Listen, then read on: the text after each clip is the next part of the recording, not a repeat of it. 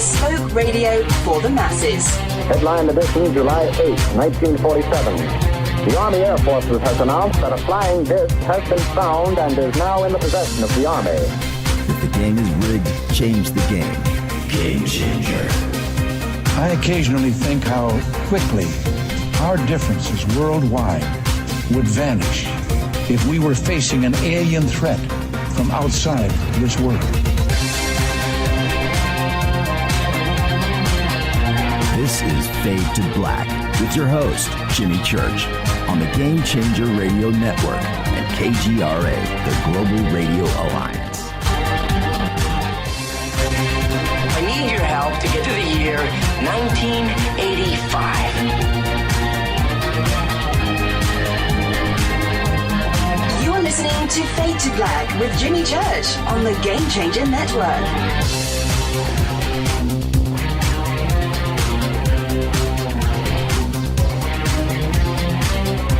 Good evening. Fade to Black. Bespoke Radio for the masses. Yeah, man. How you doing? How you doing? All right.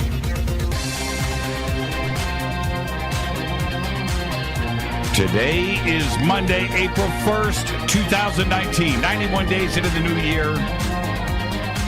Just 274 days left.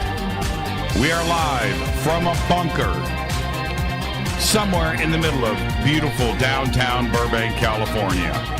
And I would like to welcome everybody listening all around the world, all across the United States. Hither and thither, to and fro, back and forth, up and down, east and west, north and south, far and near. This is Fade to Black for KJCR, the Game Changer Network, and KGRA, the Planet.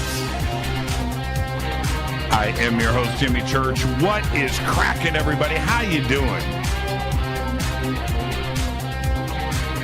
What a week we have got coming up on Fade to Black. That's right, tonight, very special guest and our good friend, Alex Mistretta. Alex Mistretta is here. Man, oh man. He's here to give us his report card. That's right. On paranormal research. We're going to go through everything tonight. UFOs, Bigfoot, paranormal, cryptozoology, and everything else that falls underneath that. And if you follow Alex, well, everybody knows what a great friend he is here of the show. He's been with us since the very beginning. And so we have that part. We've had many, many late nights with Alex over the years over at the house. And every time that we've had a dinner party and our little paranormal gatherings and stuff, he's always been the last person to leave, which means we just argued till and he's the best. He's the absolute best out there. So tonight, when somebody's going to hand in their report card to get signed by the parents, it's going to be spot on the money. You know, when your teacher did that to you, you remember that when it was filled out by hand and there was always, a space on the back of the report card for comments by the teacher, and you didn't want comments. I did. I always got comments, but you didn't want comments. You wanted that to be blank, and you had to go home. Your attendance was on there and everything else, right? And you had to go home and somehow get your parents to sign it without getting grounded, right? Well, that's what I feel like tonight. So all of you out there, get ready because Alex Mistretta is here. Also, I tweeted out, Alex finally got on Twitter today, freaked me out. A tweet just popped up and it was from Alex. I thought, wait a minute, he's not on Twitter. He started his Twitter profile today. So everybody go and, yeah, right. No way, Alex. Yeah, exactly. Go and follow Alex Mistretta. It's Alex_Mistretta. And I also noticed that there were a couple there. So do the one where It's got his picture. Okay, Alex _ Mistretta. I put it up there in Twitter earlier, so you guys can go and find that tweet and go and follow Alex. He started off today 0 followers. Look at him now, man. He's just rocking it. Okay, go follow Alex tonight and get ready. It's going to be a great show. And then tomorrow night, we had to move things around. Billy Carson was originally going to be here tonight for part 2 of his 4-part series. He is traveling here from Greece. He is actually in the air right now, and yeah, we didn't expect this. So we found out yesterday about the change of plans, so we shifted stuff around. No biggie, because Billy Carson is going to be here tomorrow for week 2, and tomorrow night we will be covering the Halls of Amenti. And this is week 2 of his Emerald Tablets of Thoth 4-part series. That's tomorrow night, Billy Carson.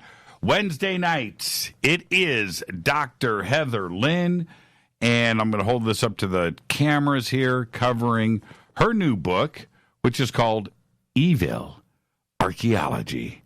And there it is. Got the complete book right here. It's a good read, too. Evil Archaeology. That'll be Wednesday night. Demons, Possessions, and Sinister Relics. Yeah, that is Wednesday night. Heather Lynn's back with us. Thursday night, of course, is Fader Night. Open lines all night long. You can follow me on Twitter. Simple, at JChurchRadio. Okay? At JChurchRadio. Now, I just got Alex up there on Twitter. I just redid it again, and there it is tonight, Alex Mistretta, and there's his Twitter link. Everybody go and follow Alex, okay? Go and follow Alex on Twitter. And there is no truer Fadernaut than Alex Mistretta. He was like the first. You know what? I don't know if it's him. They kind of travel in pairs. Him and Steve Murillo, right? And of course, Wolf McCarran. Those 3 are typically cited together.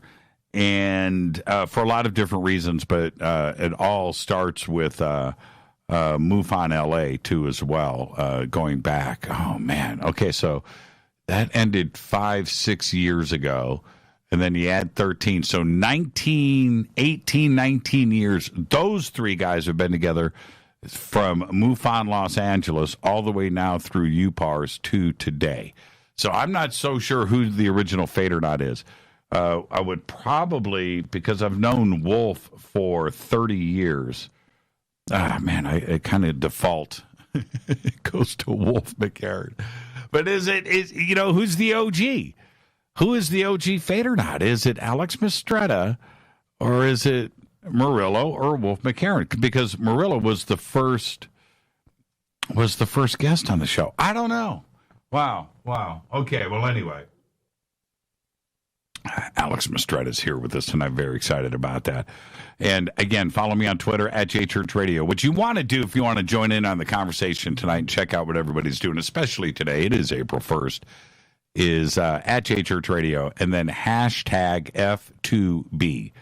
Hashtag F2B is the sandbox. We have not only the sandbox, which is hashtag F2B, but we have Spreaker. We have that chat room. We have KGRA's chat room. And we have the sandbox. And you can also email me, Jimmy, at jimmychurchradio.com. Aviation American Gin. I used to be a gin drinker. When I was a kid, for some reason, I liked gin. I did. Gin, sparkling water, and twist of lime. Man, that's a good drink right there. That's a really good drink. I don't know why I ever fell out of that. I used to really enjoy drinking gin. I did it. I started drinking it because I had a friend's dad who drank it. And we were, able to procure our alcohol from his dad's liquor cabinet, and it was always gin, and then, of course, Kiss, right? Cold gin, time again, and it was, it was like Paul Stanley. I think it was Paul Stanley saying that. Was it Paul? Or was that Gene? Who sang Cold Gin? Let me see. Who's going to pop up first on Twitter? The person that tells me who sang Cold Gin without Googling it, I'll send you a Fade to Black coffee mug, and then you can drink your gin out of that. All right, let's see who pops up first. Gene? John Ledford says Gene. Is that correct? Okay. John Ledford came in first. So it was Gene that said Cold Gin. Yeah, you guys, alcoholics, every single one of you. Okay. Everybody says Gene. Yeah. I thought about that as it started to come out, and I was like, man, it had to have been Gene, right? Nope, it's not Gene. Oh, and that's from Meow. Then who was it? It wasn't Peter Criss. I can tell you that. It wasn't Ace Frehley. Written by Ace. Okay, keep it going. Written by Ace. Poor Ace, man. I feel so bad for that guy. Come on, keep it coming. Keep it coming. I need to know. You guys got to be faster. See, now, when it's delayed like this, everybody's searching, right now. Now it's changed to Paul Stanley because Kevin looked it up on Wikipedia. Oh, man. You guys are... Freely wrote the song. Okay, all right. Okay, I realize that all of you guys are Googling now. I needed a Kiss fan. Freely wrote the song. Okay, I get it. They both did, Paul and Gene. Oh, they both sang it. Okay, all right. Where am I at? See, it's UFOs and guitars here on Fade to Black. Okay. Email throughout the show, Jimmy@jimmychurchradio.com. Let's get to all of the breaking news today. Brexit remains deadlocked.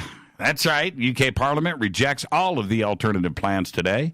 I think they voted 4 times. UK lawmakers, yet again, failed to agree on an alternative to Prime Minister Theresa May's Brexit plan, prolonging the political deadlock. I was watching the debate live. So great.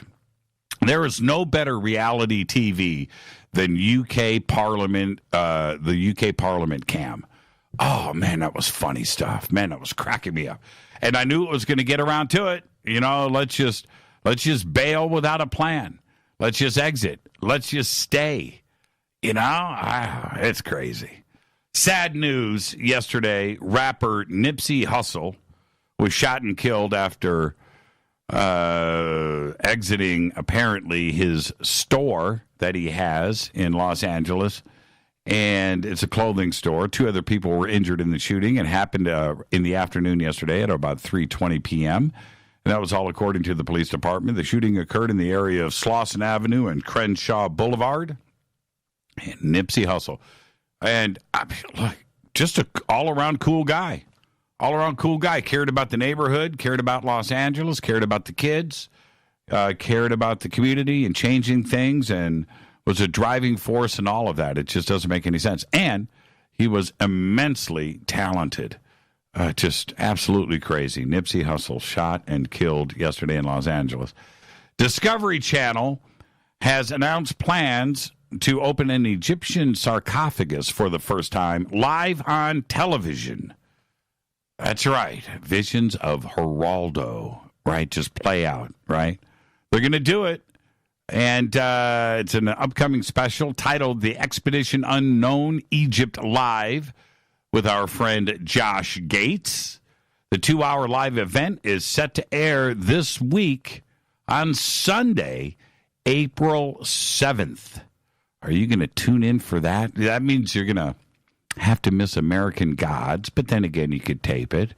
You would have to miss, what else are we watching, Rita? Oh, Billions. Oh, man, Billions. American Gods, 2 great shows. Barry also kicked up its new season, and I watched episode 1 last night. Pretty good. And with Bill Hader. And then Veep, but I haven't seen it. And then Veep, apparently, they aired, did the premiere, and then they announced the show's being canceled, but I guess they're going to play out this season. All right. Also, earlier today, the White House declares that the mysterious 1908 Tunguska explosion has been solved. That's right, and this is a quote from the White House saying that the culprit was very, very big wind. Big winds that no longer exist, end quote. So I guess we can close the book on that. And also, there was major success today for the Flat Earth expedition that was announced last month as they finally reached Antarctica after taking off from Austria and headed straight north to prove that the Earth was flat. Major, major success today. And also earlier today, CNN uncovered what was redacted out of the Mueller report. This is big news. And one of the redacted items was that the logo for the Space Force is going to be a blue avian. That's right, as suggested by Russia's Vladimir Putin, because in Russia, bluebirds represent hope. And finally, blue eagle eggs hatched today on the live eagle cam in Boulder, Colorado.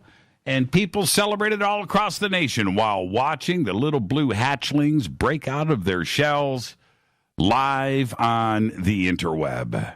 And that's it. That's all of the breaking news I have today. We have Alex Mistretta here, and we'll be discussing all of this breaking news and much more.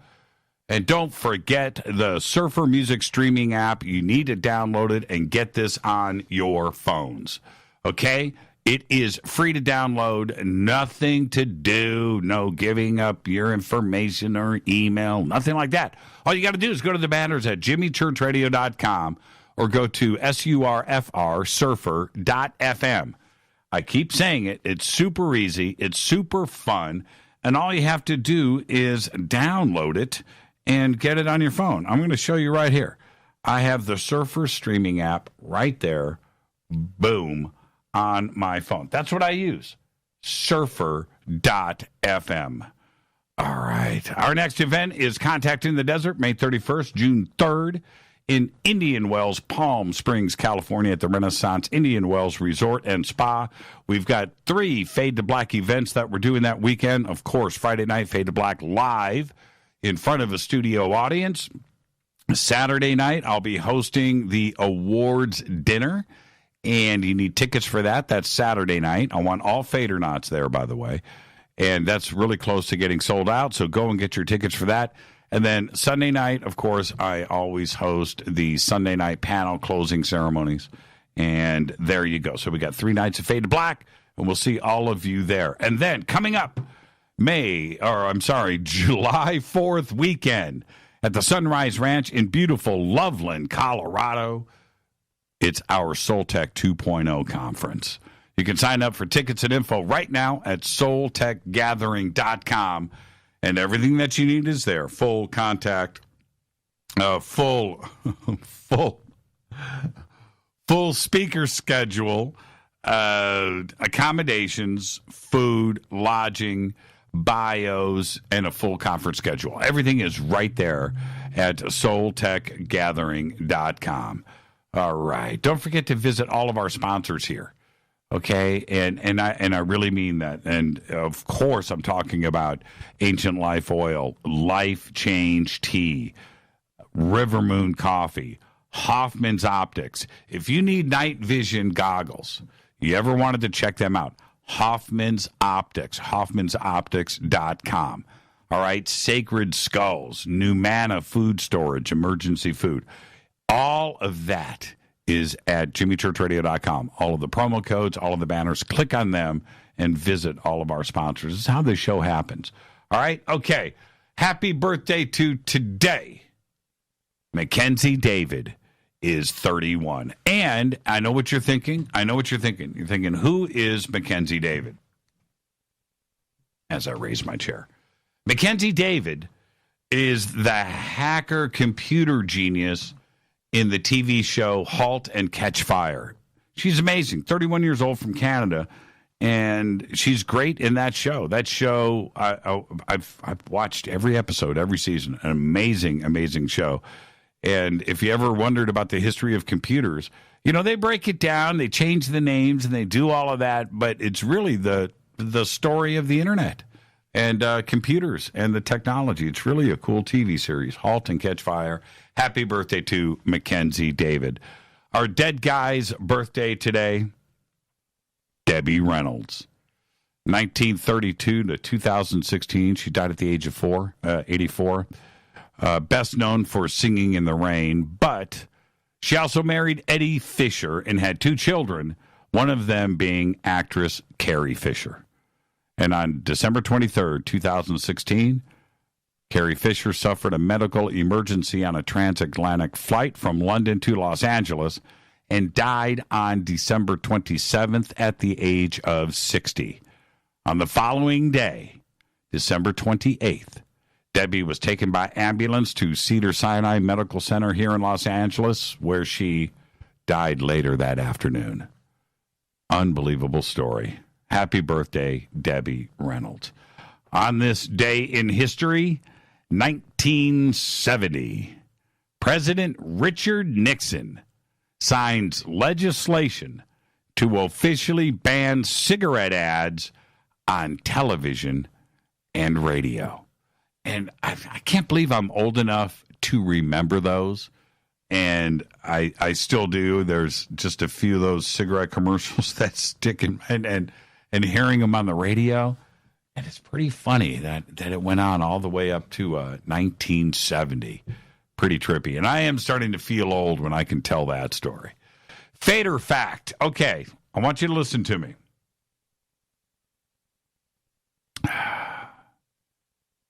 Jupiter does not orbit the sun. It does not. Now, I know what you're thinking. Wait a minute, Jimmy. Jupiter orbits the sun. It doesn't. No, it does not. Now, I know you need an explanation, and I'm going to give that to you right now. But Jupiter does not orbit the sun. It is so huge that the center of gravity of its orbit is not actually at the center of the sun, like it is for Earth or Venus or Mercury, right? Or Mars. No.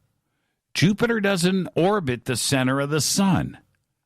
Jupiter and the sun orbit around the same point in space. That's right. You didn't know that, did you?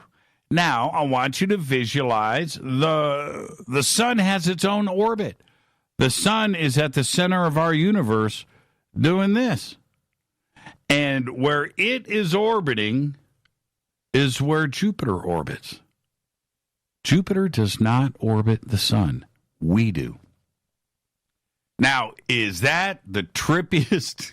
I've done a lot of fader facts. I've done a lot. That one is trippy.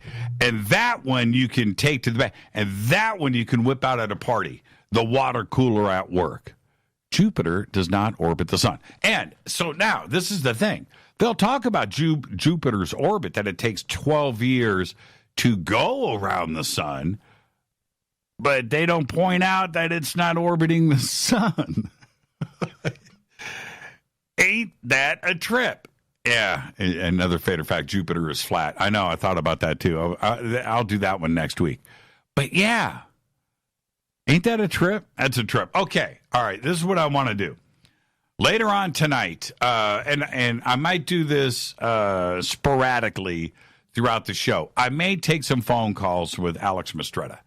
But I want you to tell me tonight, when you call in, which one of my news stories was real. In the breaking news, which ones were fake. And if you got a really good breaking news story today that you need to announce on this April 1st and test me, right? I'll open up the phone lines. Okay, so don't get excited. I'll announce when we do that. And I'm certainly going to open up the phone lines at the end of the show. Okay, and we'll do that and we'll have a free-for-all. But it's April Fool's Day, and there was some good April Fools. Oh, I didn't get to the main one. I spaced right by it. Today, the was it the R83? What's it called? The RS, is it the RS-85? Yeah.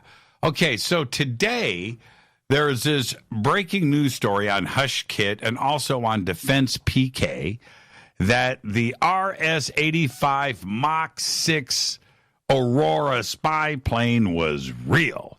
And it flew from 1993 to 2018, I think it was, and that it went Mach 6, and they lay out the whole thing, this press release, and it replaced the SR-71, and it was RS-85 Dolos. I believe the Project Dolos was an extension of Project Aurora, a 1980s military program. Well-written article, right? And I went through and I read that, and I was like, really? It's April 1st, right? And that one, I didn't fall for John Greenwald's. He does the same thing every year. I did fall for it a couple of years ago, and I remember calling him up going, dude, what happened? Dude, it's April Fool's. Oh, okay, all right. But this one I took hook, line, and sinker for about, I'm going to give it 5 minutes. 5 minutes, because I immediately went, as I'm starting to feel a little shaky about it, because I was going to do it as a breaking news story. It was like the biggest story of the last 25 years, right? So, and I go to grab pictures. They're announcing that it's going to be at Wright-Patterson at the Air Force Museum in 2020, that 5 of them were built. And I mean, I was like, wow. And, of course, there was no DOD press release, and I couldn't find it anywhere. And then I just stopped, and I went, they got me. It's April 1st. Ugh. But there you go. That was a good one. So if you got any good ones today, like that one, see, nobody's going to be able to call in with that one. But if you got any good ones, call in tonight, and let's have some fun with that. And we'll see. Maybe some of them are real. And you might get one past me. This is Fade to Black. Our guest tonight is Alex Mistretta. He's got a report card. We're going to be discussing everything that is going on right now in our paranormal community. And I'll be right back after this short break. This is Fade to Black. I'm your host, Jimmy Church. Follow me on Twitter at JChurchRadio. Email is Jimmy@JimmyChurchRadio.com. And you can follow Alex_Mistretta on Twitter. I'll be right back after this short break. Stay with me.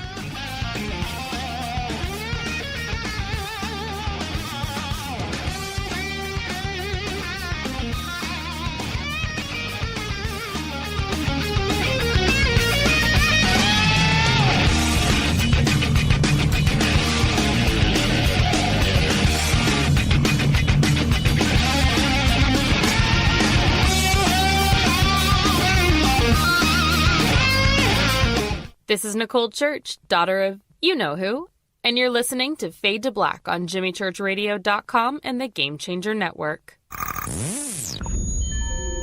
You're listening to Jimmy Church, Fade to Black. Fade to Black will now pause for alien identification. The station that talks the net. KGRA Radio. When you take the beans from Central America with dashes of Indonesian and African mixed in and then roast it to the dark side of Fade to Black, you create the ultimate brew of fringe. Introducing the Fade to Black blend from Rivermoon Coffee. Yes, Rivermoon's darkest customized roast was created for the love of Fade to Black. The alchemy of masterful roasting and smoking the beans is in every sip of this full-bodied, dark Java. I need my coffee dark, deep, with distinct bittersweet chocolate highlights, just like the bunker. Leaning further into the darkness of the roast is Fade to Black blend from Rivermoon Coffee. Just click on the banner at jimmychurchradio.com and use the promo code F2BBLEND for 15% off of your order today. Go Beckley Teppy. This is Jimmy Church of Fade to Black, and you can get our podcast for just $2 per month. All you have to do is click on the podcast banner over at jimmychurchradio.com. Hey folks, guess what the number one phrase that Life Change Tea receives by email? You ready? We love this tea. We love this tea. Time after time, week after week, we love this tea. Life Change Tea gives you more energy, a beautiful cleansing, and fulfills its slogan perfectly. The tea that makes you go. So if you want to be on your health game, log on to getthetea.com and order Life Change Super Strength Tea. Packages come in a 1-month supply, and when you brew this stuff, wait until you see the results. Aren't we all about the results? And with a lot of people's health struggling, we can use a little bit of help. Doctors will tell you disease starts in the gut. So log on to getthetea.com. That's getthetea.com. Be our next email saying, I love this tea. I love this tea. Get the tea at getthetea.com. Helping America one tea bag at a time. 9 out of 10 geneticists agree. Fade to Black is not your father's radio show on the Game Changer Radio Network and KGRA, The Planet. Do you want to lose weight but have no idea where to begin? The Fast Start Diet, a 3-day weight loss plan, is the answer. 3 days of nutritionally balanced, calorie-restricted meals delivered right to your door. No shopping, no measuring, and no cooking. Everything is prepared for you and ready to eat at home or on the go. The Fast Start Diet has all the amazing benefits of intermittent fasting without starving. We've helped thousands of people who have struggled to reach their weight loss goals. Isn't it time we helped you? With the Fast Start Diet, you'll lose weight and feel great. Find Fast Start Diet on Amazon or go to faststartdiet.com and use promo code TALK to get 10% off your first box.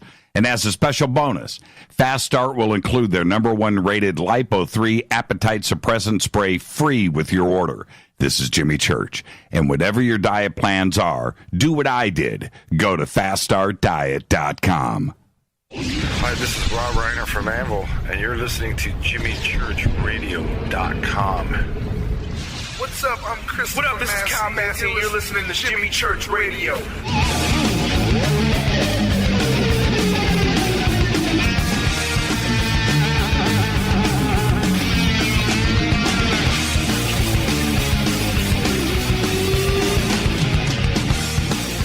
All right, welcome back. Fade to Black. I'm your host, Jimmy Church.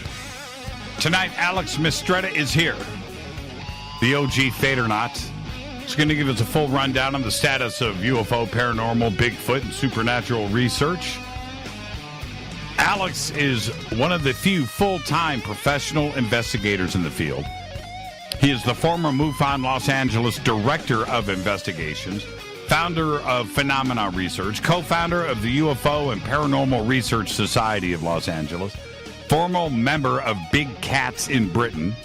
Following his studies in anthropology and psychology at the University of Illinois in Chicago, he has devoted his life to research in the paranormal, UFOs, hidden history, and cryptozoology. Described as part Mulder and part Indiana Jones, Alex has also been featured on several television shows, including The UFO Files and Legend Hunters. He's the author of The Presence, which is being updated right now and slated for re-release later in 2019. And I would like to welcome back to Fade to Black, Alex Mistretta. Alex, good evening, man. How are you? I'm great, man. Thank you very much for having me on, and hello to all the Fadernauts. So, Steve, who is the original Fadernaut? Is it you? Steve. Alex, is it you, Steve, or Wolf? Probably Steve, right? Because he was your first guest. Yeah. So Wolf probably dates back to the furthest with you, so I don't know. It wasn't me, though. Yeah. So you're declining that. Okay. It's kind of tough when I think about the Fadernauts, this audience, our friends, our circle, and the three of you, you, Steve, and Wolf, have been a part of this from day one. and I've known you for such a long time, and so I mean, to the Fadernauts, you are pure OG. You know what, though? I would say Wolf, because he kind of likes to be the guy, you know? Yeah, I know. You know what? No matter where Wolf is, no matter what he's doing, if I call him up, I don't care what he's doing. Hey, man, you want to come over for dinner and drinks? What time? Right? It's just like, I'm there. Yeah. It describes him to a T. He does not want to miss. He's got to be the center of it all. And he's the best for that. So, Alex, I want to go through, we've got so much to discuss tonight, okay? And I want to talk about, I want to get things started off here because we're going to get very, very serious. And there's a lot of serious breaking news today. And can I go through some of these headlines? Yeah, of course. The Tunguska explosion, which some think that it may have been a UFO. It might have been a nuclear explosion detonation from some kind of unidentified aircraft. It might have been an exploding asteroid or meteor, not a meteorite because it didn't hit the Earth yet. But certainly a strange explosion that remained unexplained. And today, the White House announced that it was wind. Really, really, really strong wind. How are you buying into this story? I mean, or is this just a smoke screen to throw us off? Oh, it's got to be a smoke screen. Isn't it everything? Yeah, I know, right? And certainly Washington is used to really big wind, and that was the other thing that kind of made sense to me in this story. Yeah, I mean, I'm just not buying it. I mean, really, really strong wind. And the second part of that was that wind doesn't exist today anymore. What does that mean? Yeah, I don't understand that. And I would immediately went with climate change. Is that what they're trying to do here? And they're trying to tie all of this in together. And I just think it's some kind of false flag. It's definite disinformation and misdirection. I think it's kind of like a hidden anti-climate change. Yeah, I'm feeling uncomfortable with that. And then the other, we have all of these breaking stories today, and the flat Earth. Okay, this is what is bizarre. That in the press release today, that they finally reached Antarctica, right, by taking off north from Austria, and that's what they did, and for them to finally reach Antarctica, do they realize that by this type of announcement, am I reading this right, that they actually went around the world and didn't know it? Around the globe? I think this guy's been going around the globe for a lot longer than that and not know it. Yeah, I know, right? Right? And what does this say? I mean, is there any way, because they go and they do this expedition, they head straight north. They finally make it to Antarctica by going north, and they think that they made it to the edge of the world. Is there any way to convince a flat earther, if this didn't do it, that the Earth is round? What do we do about this? I think there's no way ever going to convince a flat earther of anything at this point.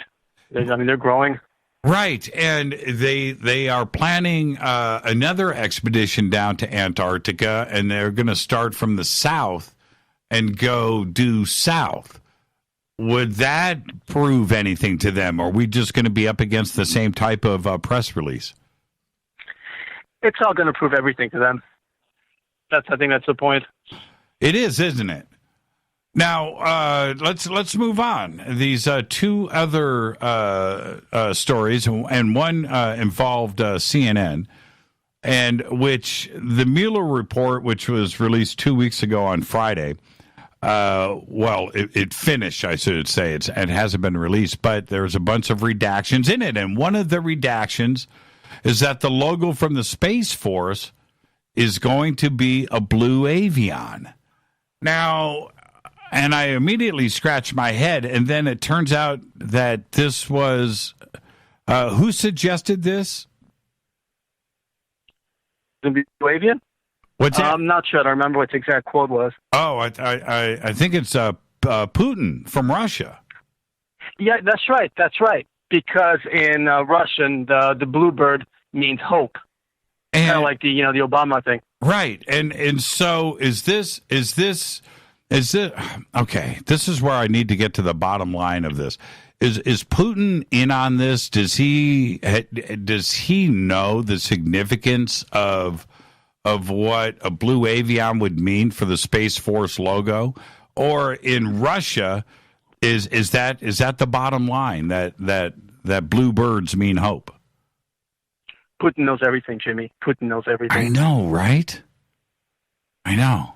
And then this other story today about blue eagle eggs that hatched. Yeah, they hatched today on the live eagle cam that runs in Boulder, Colorado. And you can go, anybody can go and look at the eagle cam in Boulder, Colorado, and go and check it out. And there was a big story that broke about the mom eagle and the dad eagle, her boyfriend, and he kind of splits for a little bit. And then this young stud eagle stops by and he kind of starts dating. This is like and then he splits and the old man comes back. It was like a really, really big story. And you can watch this whole thing play out. The eggs that are in the nest and stuff, and you can go to the Eagle Cam and watch it. And today, the blue eggs hatched, and people celebrated all across the United States today while watching the little blue hatchlings break out of their shells live on the interweb. And that's pretty exciting news, don't you think? Yeah, it's pretty cool. I haven't really looked into it, but sounds legit to me. Well, see, the thing is, that combined with this other CNN Mueller report, the Blue Eagles right now are in the news. And I don't think that's coincidence.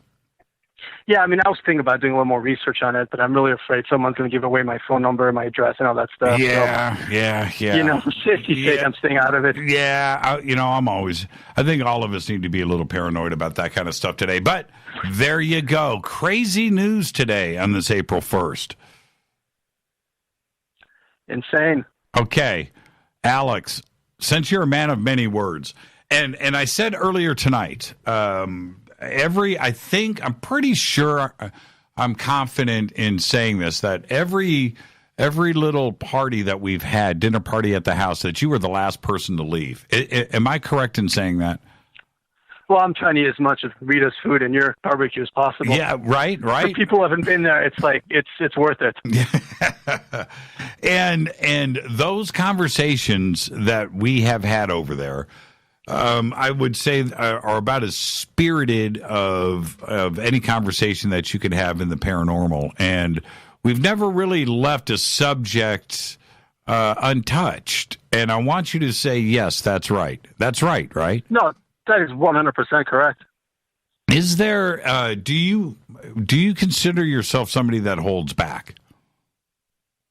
No, clearly not. I mean, obviously I'm going to hold back a little bit with, when I do radio shows like yours tonight, not to offend anyone, but generally speaking, I speak my mind. I don't like to hold back. I think this field deserves complete honesty. How long have you been researching in the paranormal? Well, I did my first investigation when I was age 12. So that kind of tells you. 12, yep. Now, see, okay, I didn't know about this. What did you research at the age of 12? What happened? We moved to London for about 6 months. My stepdad was recording an album over there. And we lived around the corner from 50 Berkeley Square, the famous horror of Berkeley Square. Right. It's a famous haunted location in London. Right. I'm sure a lot of people have heard of it. And so we went. I had a book, I had a list of all the hunting places in London, and I was going to see what was like walking distance from our house, and this was right around the corner. So I went, and I was planning to knock on the door and be like, hey, I'm an American guy. Can I come in and take some photographs and check out your house, As it turns out, it was a bookstore. So I just kind of went in, and most of the hunting, and the stories takes place in the third and fourth floor, which was off limits. And so I hung out on the first floor, for a little bit. There was about 2 people working there. And I waited till one of them went around the counter, and the other person was looking, and I ran up the stairs to the third and the fourth floor. and took some pictures. And until I heard some footsteps coming down the stairs from the top of the floor, and then I kind of freaked out a little bit, and I left because I didn't want to end up, in jail or whatever. And when the pictures came back, in fact, so I took about, it was 35 millimeters, right? Back in those days, it was a film. Took 35 pictures. I did the whole roll. Every picture I took from the first and the second floor came out perfectly. And all the pictures from the third and the fourth floor were allegedly, all the weird stuff took place, came out veiled or with like a little bit of lights here and there. So that was my first investigation. And from then on, I was pretty much hooked. Do you still have those pictures today? No, I have no idea what happened to them, unfortunately. Yeah. I've got, you know what I have from when I was 12 years old? Nothing. I got nothing. I've got absolutely nothing. My parents still have stuff, but I don't know how my parents managed to hang on to stuff. But I don't have anything from when I was 12. I don't. Yeah, I mean, we moved around so much. I had kept a whole lot of stuff from when I was a kid. So right. But the first two floors crystal clear. Floors 3 and 4 blurred. Completely veiled, not blurred, like veiled, like there was some kind of like a veil, like a mist in front of the lens, Right. Was it haunted? And granted, like the lighting was different, right? It was a little bit darker in the third and fourth floor because I didn't have to have customers that could, see the books and all that. But I don't know. I don't know what it means, but it just got me going. It was exciting, age 12. At age 12, everything's a ghost, everything. Every light in the sky is a UFO, you get a lot more excited about that stuff. So that kind of was my origin story. Well, and there's one other thing about you, Alex, that you are responsible for some of the most amazing images that have been distributed out there in the paranormal. That's number one. Most people don't know that you are the origin of these photographs and stories and reports, and some of this stuff goes back a long, long ways. Very, very famous investigated paranormal and UFO stories, and including some of the most recent stuff, which is the Trepang UFO series of photographs, which is a story that you uncovered and broke.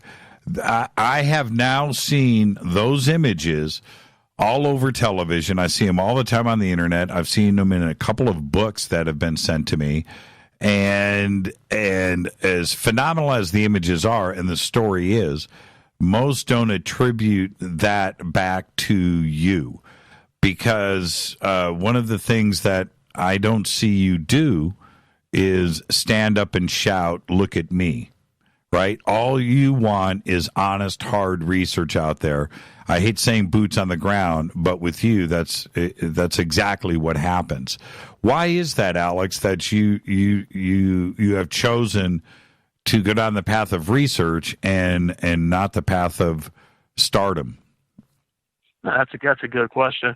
I don't know. I've tried, occasionally you'll see my posts on Facebook, I'm like, all right, I'm going to be a little harder. I'm going to bring attention to myself. I'm going to talk crap.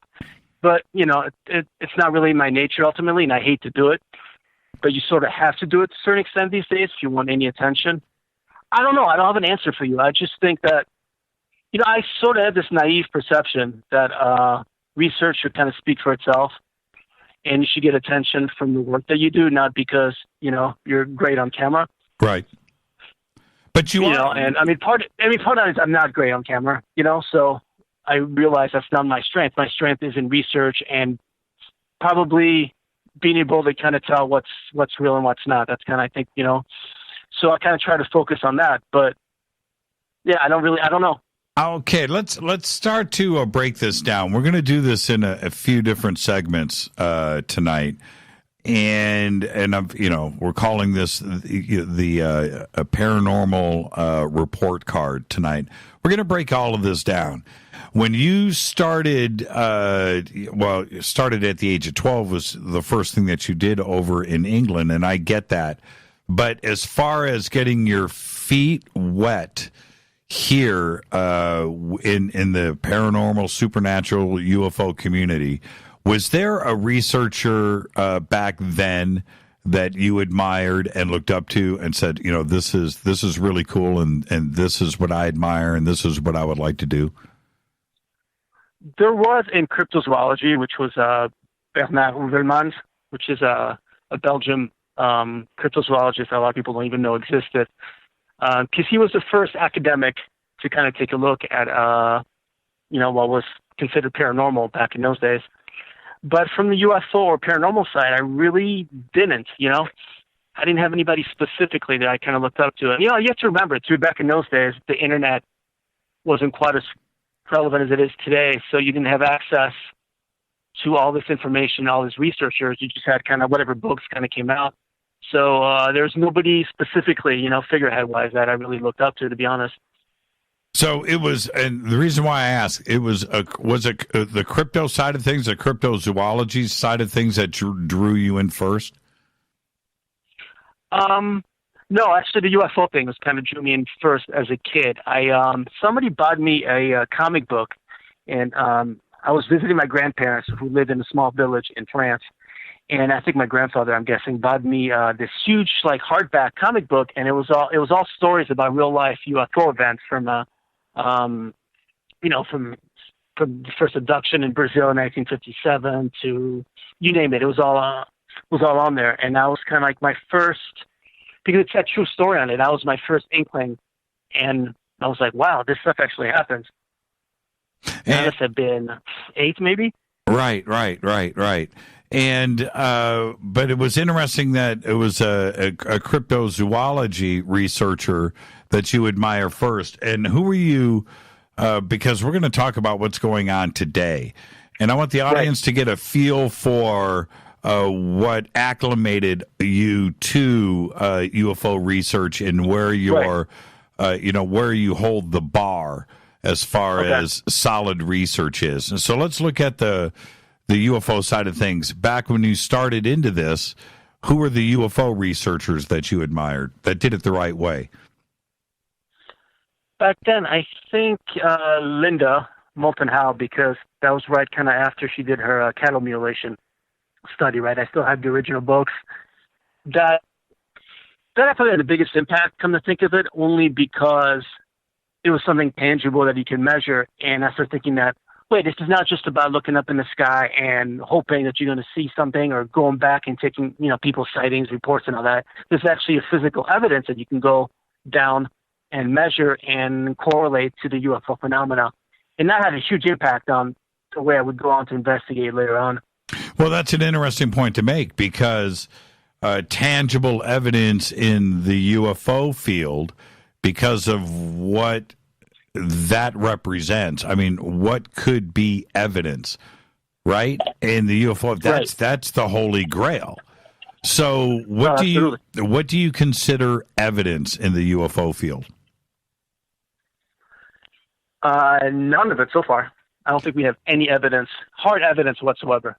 We have, because everything's kind of correlated, right? We have these abduction reports and we have, implants, right? But it's still just a correlation. There's no direct cause because we don't really know how those got in there. So it doesn't count to me. Even the cattle mutilation today, we know that UFOs have been seen around the cattle the night before, the day after, whatever. But aside from maybe a handful of eyewitness that claim to have seen the cattle lift UFOs off the ground, we don't know for sure. I think the evidence is out there. I honestly 100% believe that there's structures out there left over, maybe in places like Siberia. I know there's a lot of tails down there. There's absolutely bodies. There has to be a DNA trace somewhere, either buried or even within our own DNA. But I 100% don't think any of the claims that's come forth so far in terms of evidence is sufficient. Well, okay. So what do we do about sightings, video, photographs, and sightings of witnesses? We'll get back. We'll circle back around to the abduction side of things. But you and I personally had that fantastic sighting out in 29 Palms with Steve and the rest of the Fadernauts when we were out on the patio there, when that thing shot up out of the middle of the desert floor and went straight up and into the stars. Now, when something like that happens, it could be, paranormal, supernatural. It could be some interdimensional spirit being orb. I don't know what it was, but clearly it happened when somebody said it'd be cool if we saw a UFO. And you being there, what did you think you saw that night? I think we saw something abnormal, something anomalous there. So it fits, it fits the UFO model. Look, I've seen maybe 5 or 6 UFOs in my lifetime, including up close. 100% they're real, they exist. But that's different than saying that you can prove it, and that's kind of like, I think we have to hold ourselves to a higher standard when it comes to evidence, because ultimately we have to prove this to the rest of the world, to the non-believers. And look, I've seen a UFO. I was on a plane one time coming back from Canada, and I saw this this beige brown object kind of tailed the plane right outside my window, and I saw it. It wasn't even that far, So 100%, it couldn't have been anything else, right? It was anomalous. It was, by very definition, it was a UFO. But it's still, to me, it's still non-hard evidence. That doesn't count. Yeah. Okay.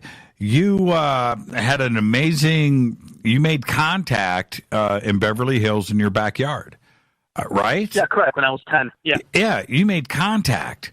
And what more do you need for proof?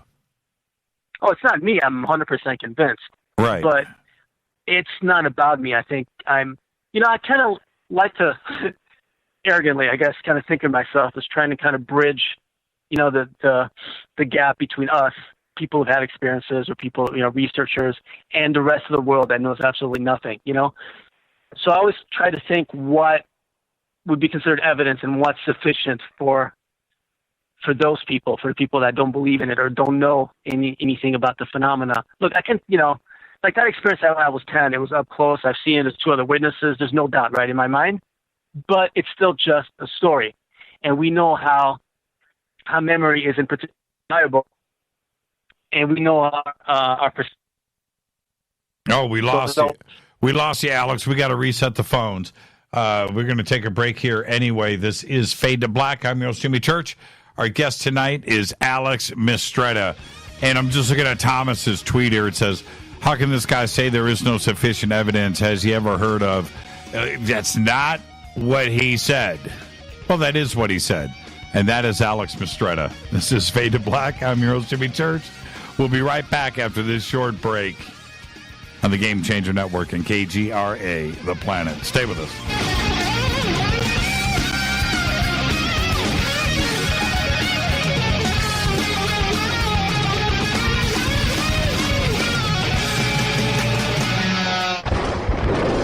This is Fade to Black with Jimmy Church on the Game Changer Radio Network and KGRA, the Global Radio Alliance. This is KGRA Digital Broadcasting Station, Salt Lake City, Utah, Van Buren, Arkansas. Introducing the new Surfer Music app. Listen, fade or not, you know I love my music. This is my go-to for all things notes. The Surfer app is a brand new concept in music listening. Surfer is free, providing unlimited access to thousands of live streaming radio stations. Surfer is an exciting, interactive listening experience. Discovery and surprise are built right in. Surfer is your destination to discover and rediscover great live streaming music. It features high-quality audio streams, free access to music from thousands of live streaming radio stations, unlimited listening, unlimited skipping. You get a music visualizer, and you can also select your favorite channels. Get it at the Apple App Store or Google Play. Just search Surfer Music or click on the Surfer banner at jimmychurchradio.com. Go Beckley Tappy. Folks, this is very important information. What's to be said about CBD? AncientLifeOil.com. Our CBD is made from hemp and has 0.003 THC, which means this wonderful product won't get you high, no matter what amount you take. What does CBD do for the body? My hands are tied, but you can Google CBD benefits and be astounded. When you're finished reading, you'll want to log on to AncientLifeOil.com. That's AncientLifeOil.com. and purchase. Life is good when you feel good. People are tired of pain. People are asking for non-GMO organic products to help them with you fill in the blank. Legal in 49 states, and again, our CBD is made from hemp. Ancient Life Oil is about helping people one by one by one. If you wonder how good the product is, the CEO takes it every day without miss. AncientLifeOil.com. That's AncientLifeOil.com. Have a great day. Hello, I'm Katie, and you're listening to my main man, Jimmy Church, on JimmyChurchRadio.com. Hi, this is Ray Hobbs here, repping the planet, and you're listening to my good friend, Jimmy Church, Fade to Black, on the Game Changer Network and the KGRA digital broadcast station. This is Toby Kebbell. You're listening to JimmyChurchRadio.com. Don't hurt me, Jimmy. I'm only little. Hey, I'm Adrian Grenier. And this is Ari Gold. We're the Honey Brothers. Yes. We are of the Honey Brothers. Hey, I'm Adrian Grenier. And I'm Ari Gold. We're the Honey Brothers. And you're listening to Jimmy Church. The Revolution. Reclaim your active lifestyle with Angioprim. Angioprim is the original liquid oral chelation supplement. Chelation helps remove toxins, heavy metals, and cholesterol in your veins and arteries that can cause blockages. Scientific research proves the active ingredient in Angioprim has superior oral chelation action that helps promote cardiovascular health. Find out more. Go to angioprim.com. Talk to a trained consultant by calling Angioprim toll-free 877-882-7221. This is Jimmy Church of Fade to Black, and you can become an official Fadernaut by just going to our membership section at jimmychurchradio.com.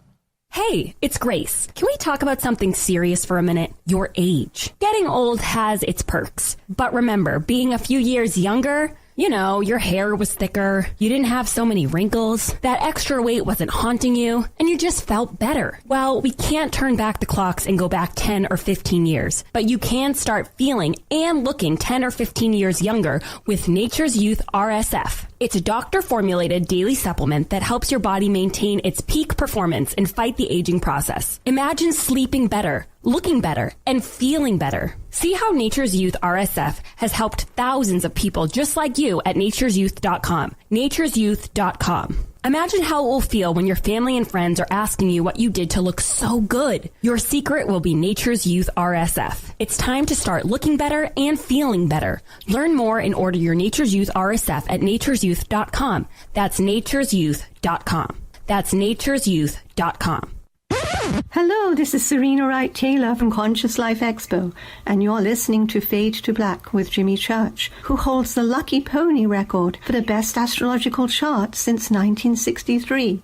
True story. This is Micah Hanks of the Gralien Report, and you're listening to Jimmy Church on Fade to Black, across the globe on the Game Changer Radio Network and the one and only KGRA Radio, The Planet.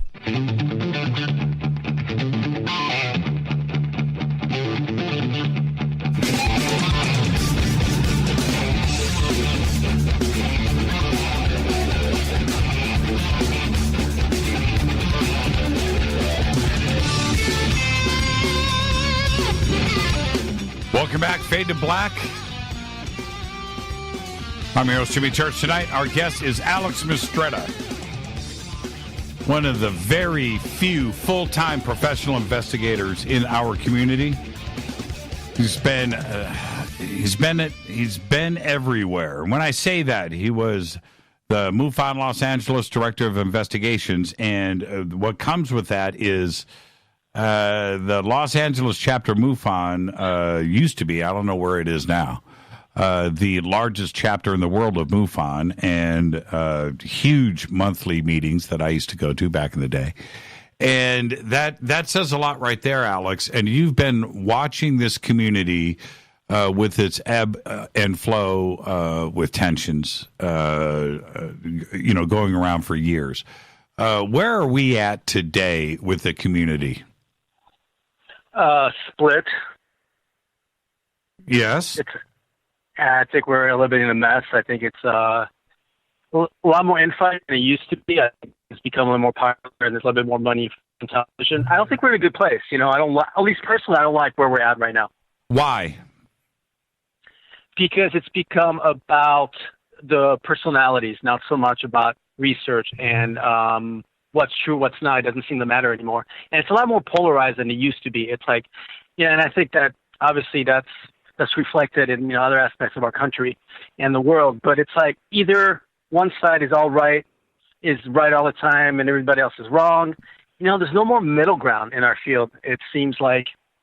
And not just that, but I see a lot of people kind of grouping together, trying to kind of have a monopoly on the information that's coming forward. And that worries me a little bit, Has that always been there, though? Yeah, I think so. I think maybe not to this extent, though. And I don't know, maybe I'm more frustrated with it now that I used to be, so maybe I notice it more, But I think we've always had the potential to go in that direction. But I just think that the extra attention placed upon the field, mostly I think by, from television, that's kind of amped that up. It's like it's on crack. Well, in years gone past, and I may be wrong, Alex, but we had the Billy Meyer group, right? And that whole thing, and then we had the Richard Hoagland Face on Mars crowd. We had all of that, and then, of course, the Roswell crowd surfaced too as well, and William Moore and what was going on with him. And then you can throw in the MJ-12 documents. And, this is going back, 30, 35, 40 years for a lot. And then you had Wendell Stevens and all of his photographs and evidence and crash retrieval information. You know what I mean? Where we had, we always had different groups that were, on the playground, saying that their modality was the correct one. Yeah, no, you're right, but they didn't team up like they do today, and I think that's a little bit of a new deal. Like, I mean, you look at the whole the ATIP and Academy of the Stars and all that, and team them up with various known personalities in UFO field and other groups. And these entities are becoming a little bigger, I think, than they used to be. Right. And I think that's a little bit of a concern. And where you were with MUFON for a very, very long time. In fact, that's how I met you, was through MUFON. Yeah, 13 years. 13 years you were there. Where is MUFON today in the UFO community? On the bottom. I think they've lost all sense of perspective. Now, don't get me wrong. Some of the local chapters, I have great investigators. I have a lot of respect, like Ruben, which is, head of a chapter up north. There's a lot of great investigators. I'm losing you again, Alex. Your reception is crapping out. Let me move another spot in my apartment. Okay. Is this better? Okay. Well, we'll find out. Go ahead and repeat that. You said Northern California, I think? Yeah, for example, you have Ruben Oriarty up there who does fantastic work, right? There's a lot of excellent investigators within MUFON, but I think MUFON as a group has completely lost its ways. And they're becoming irrelevant. I'm going to be honest. Yeah, and why do you? Okay, but why? That's the question. Why do you think that? When you have an organization with such a storied history, it would seem to be able to attract the best investigators and attract the best UFO sightings and cases, that they would have nothing but growth and respect. Why the downward direction in MUFON? I think because they've refused to take a stand on a lot of important issues. Now, obviously, it started with certain individuals that, part of the board that was kind of, borderline white supremacists, to be honest, and MUFON did nothing, absolutely nothing to counteract that. They ignored it. They also they've been endorsing whoever's kind of popular, the latest whistleblower. Well, let's do a conference with that guy because he's popular. Mm-hmm. That's not what MUFON was supposed to stand for. It was supposed to be a scientific investigative group, right? At its base, it says so in their motto.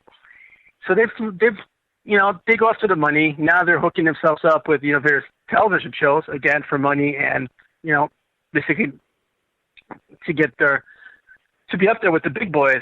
None of it's about research anymore. None of it's about looking for the truth. It's about positioning yourself within the UFO community, and that takes a lot of energy and and time.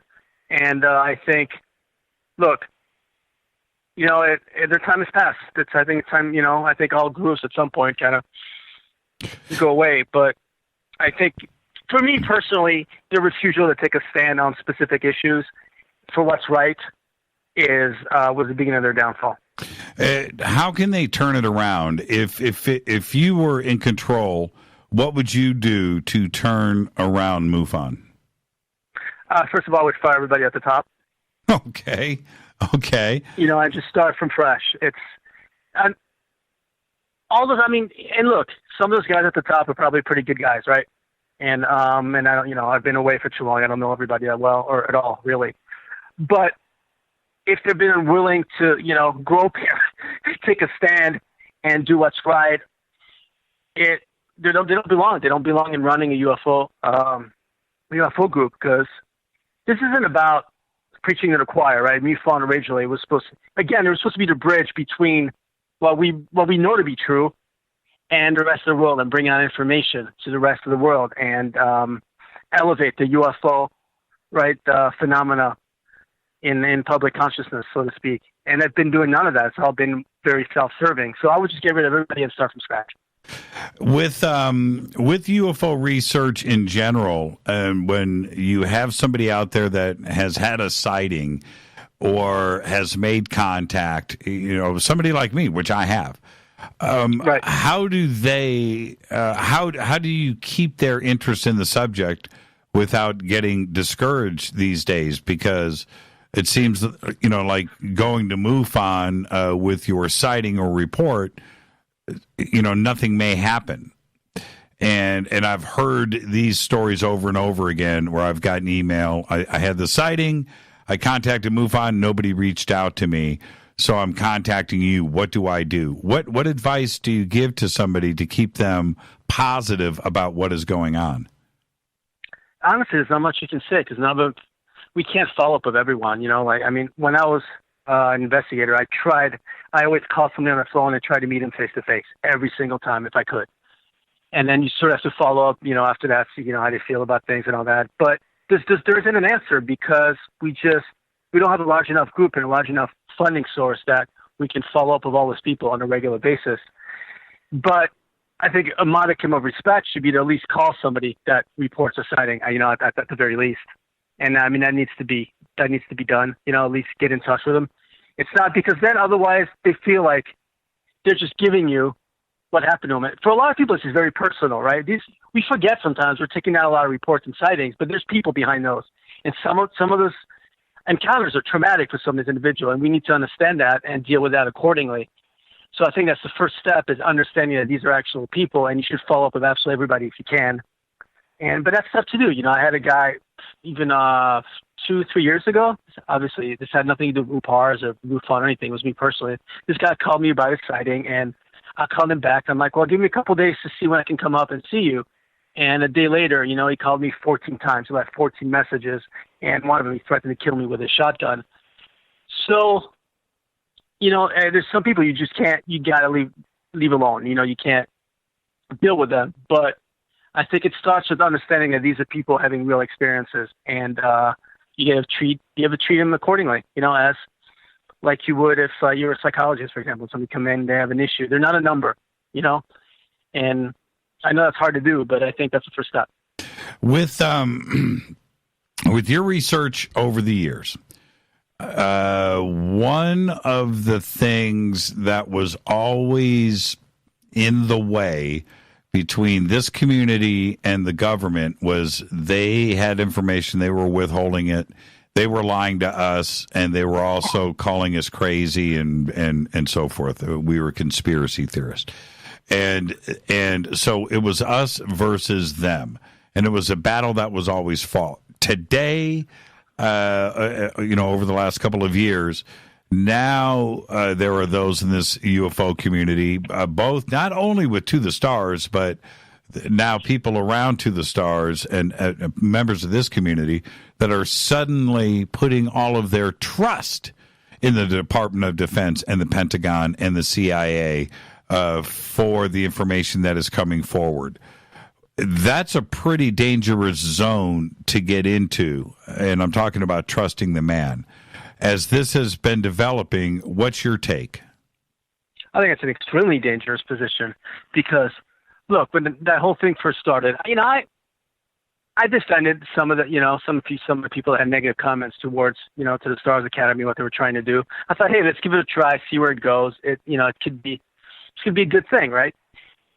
But yeah, no, you're right. They're getting their info from the very people that, first of all, their entire job description is to lie and spread disinformation. That's what they do for a living. And they're better at it than any of us and smarter, than most of us.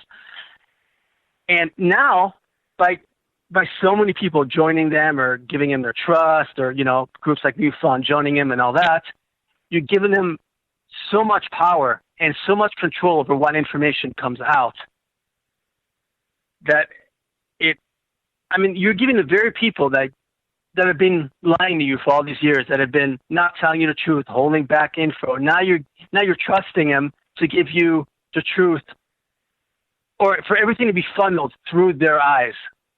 How does that work? That's a very dangerous.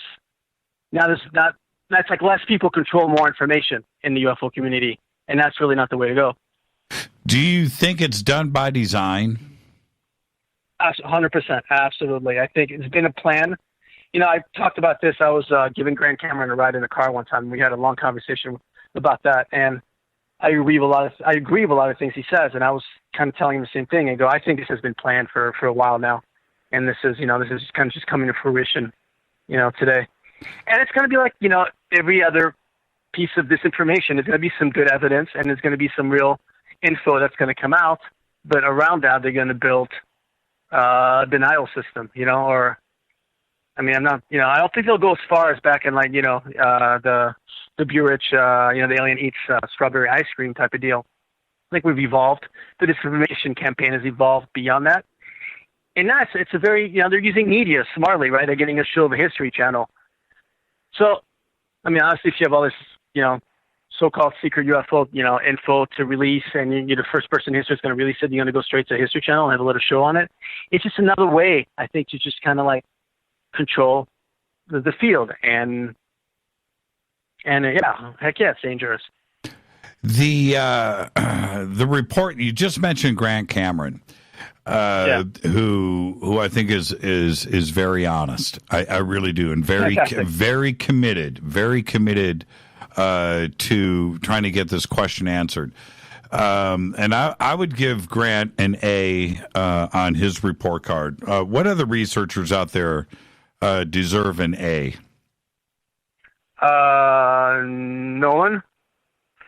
Dolan, I'm sorry. Richard Dolan. And the one guy that doesn't get mentioned enough, Christopher O'Brien. Absolutely. He gets an A. A+ for what that guy's been done throughout the years, That's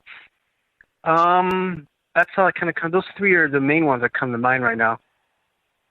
And when we look at, I don't want to, mention names with failing grades, but we're talking about dozens and dozens of A-list researchers out there that are missing from the A column on the report card. Why? What's going wrong today with UFO research that you can't give more passing grades? I think it's, and I've talked about this with Steve Murillo a couple times. It seems that, and this has been going on ever since we've got UFO researcher. A lot of researchers, start off 100% honest, and they do great work, the whole deal.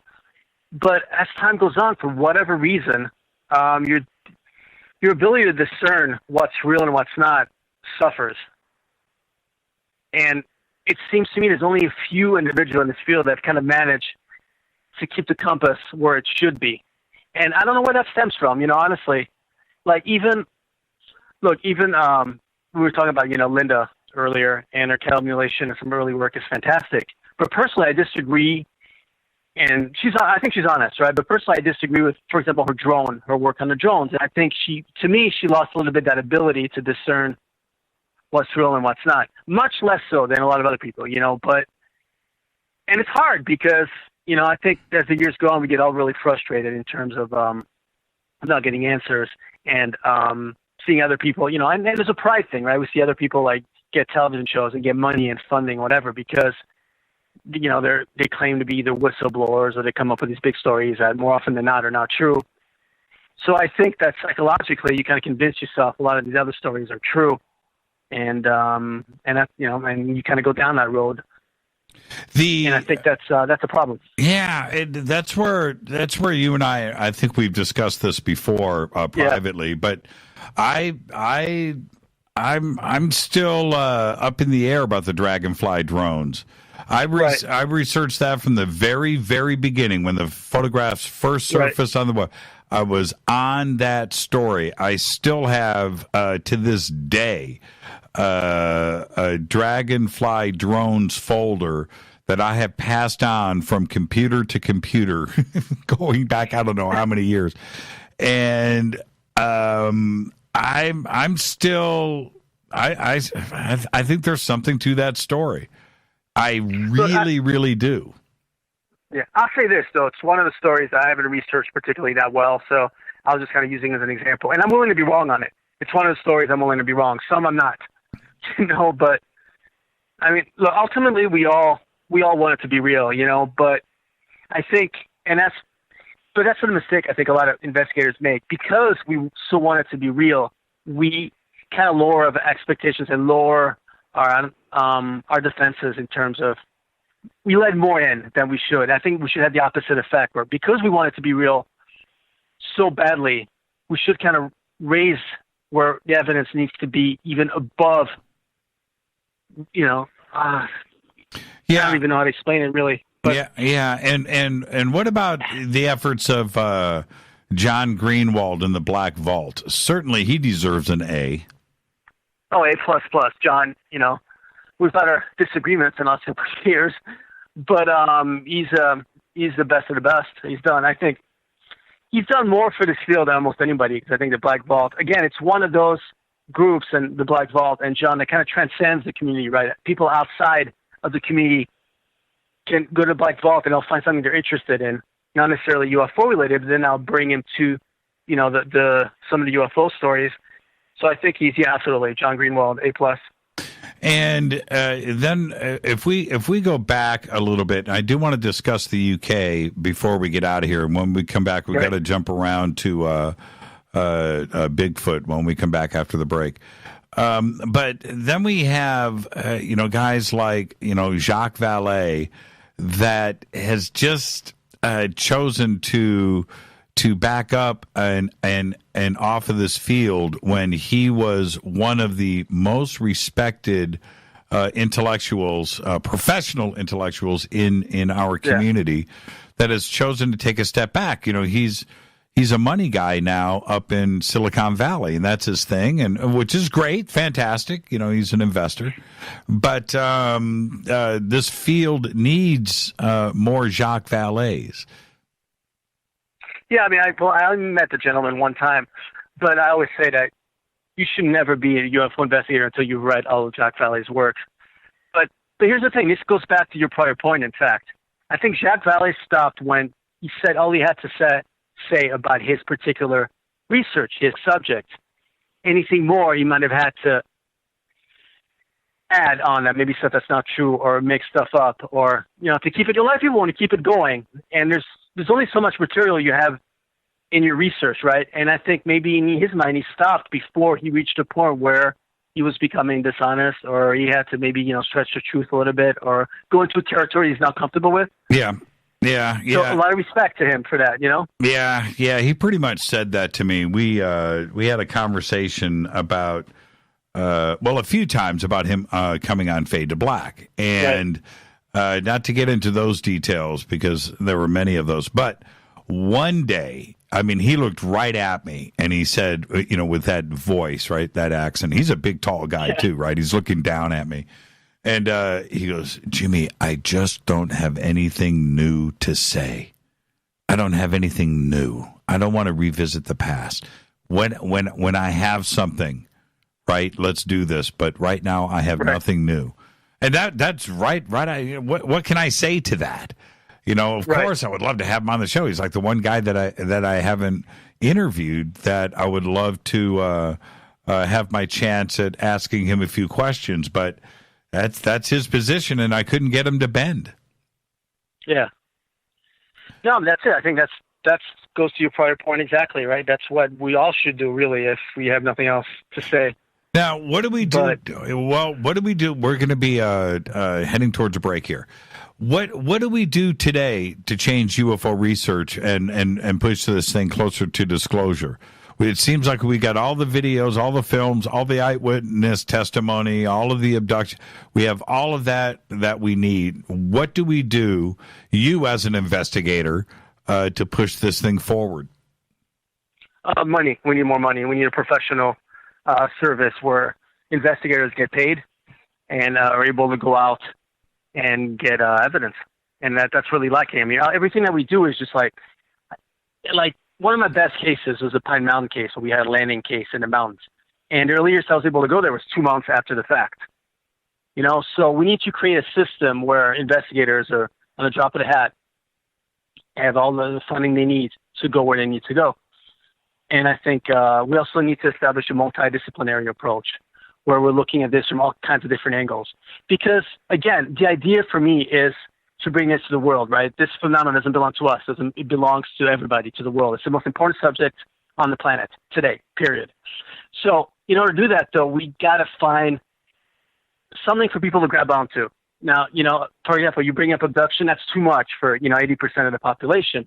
But you take a multidisciplinary approach where you'll have a cattle mutilation, you'll have your abductions, you'll have DNA research, which I think is the next step, and also an exploration aspect of it, where for example, we'd go out in Siberia and investigate and try to get some hard evidence, about stories of ancient structures and all that. But that needs to have a central hub, and investigators need to get paid, and they need to be legit. You need scientists, you need explorers, that's the next step. It's a big step, but I think if we don't move in that direction, we're just going to be amateurs running around, taking eyewitness accounts and looking up at the sky with a cheap infrared. Hey, don't bag on my night vision goggles, man. That's my favorite. Dude, I love that. Dude, I love that stuff. I can't afford one, so I use it whenever I can get a hold of it. But it's No, they're great. I've seen some pretty spectacular stuff with it. Yeah, I'm just messing with you. That to me, and we're going to take a break here in 20 seconds. Night vision goggles and seeing what's going on up in the skies, that's a game changer for anybody. Where you sit and you're looking, and then you look with the night vision, you pull them down, and you go back, and you're watching stuff zigzag and do these crazy stuff in the sky, and you know that you can't see it with the naked eye. And it's going on above you every single night. But nobody knows. But now we have the ability to go and watch all of it. I think it's one of the most fascinating parts of ufology today. This is Fade to Black. Our guest tonight, Alex Mistretta. When we come back, he's one of the leading Bigfoot researchers out there. And we're going to discuss Bigfoot when we come back. This is Fade to Black on the Game Changer Network and KGRA, The Planet. Stay with us.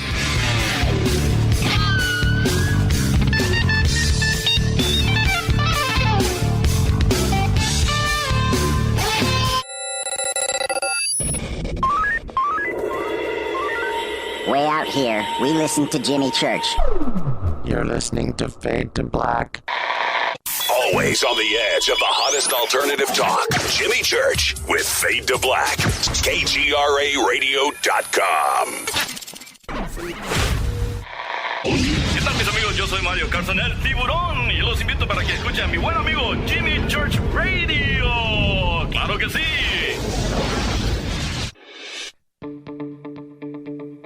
Hurricanes, earthquakes, wildfires. This year we've experienced more than our fair share. This is Jimmy Church of Fade to Black. And last month I decided to make sure my family does not have to worry about food should we get caught in a real emergency situation.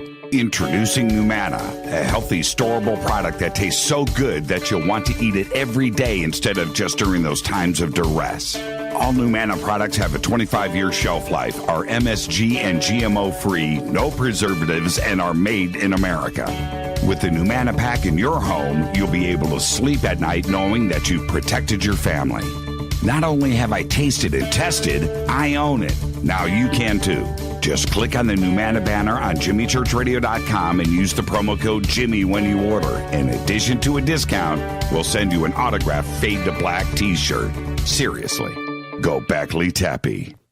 Do you want to be an official Fadernaut? Of course you do. This is Jimmy Church of Fade to Black. Just go to our membership section at JimmyChurchRadio.com.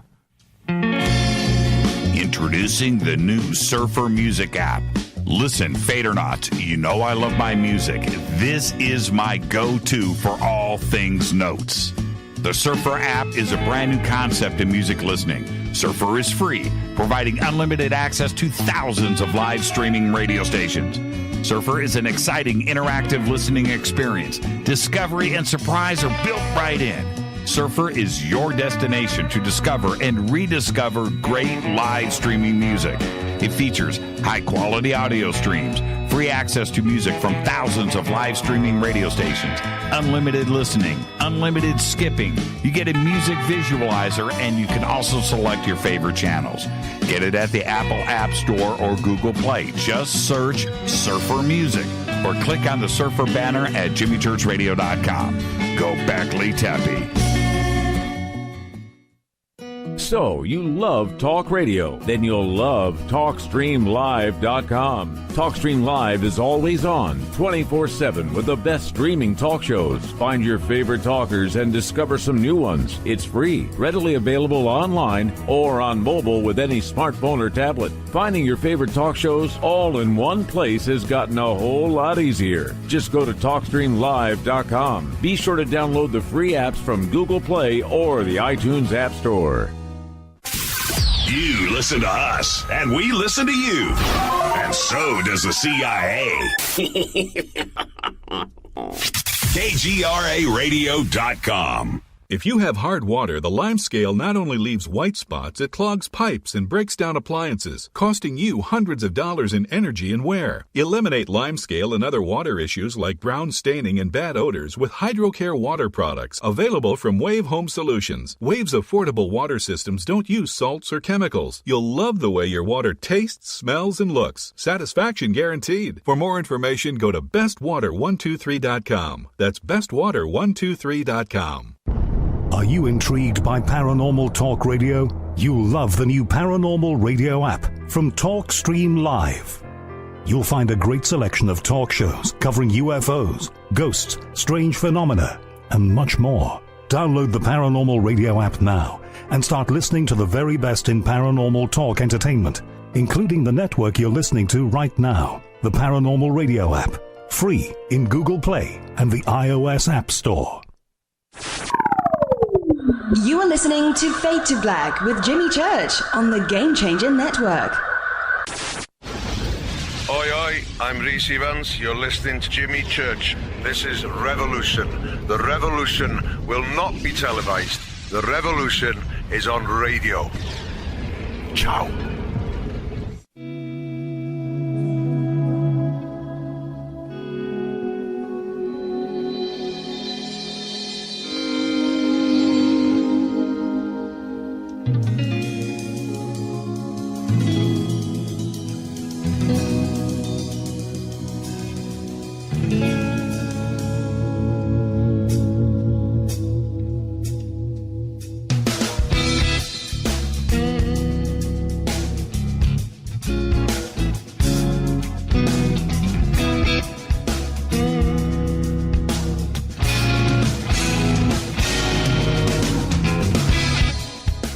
Welcome back, Fade to Black. I'm your host, Jimmy Church. Our guest tonight, Alex Mistretta, giving us his report card on our paranormal, supernatural UFO community, and none better to do this. And Alex, we've got to change gears here and get over to what's going on, today with Bigfoot. You've been out there investigating Bigfoot for how many years? Wow, it's been out in the field. My first time out in the field was only about 3 years ago, but it's something I've been following closely since college. Really, one of my bachelors in anthropology, and it was specifically because of Bigfoot.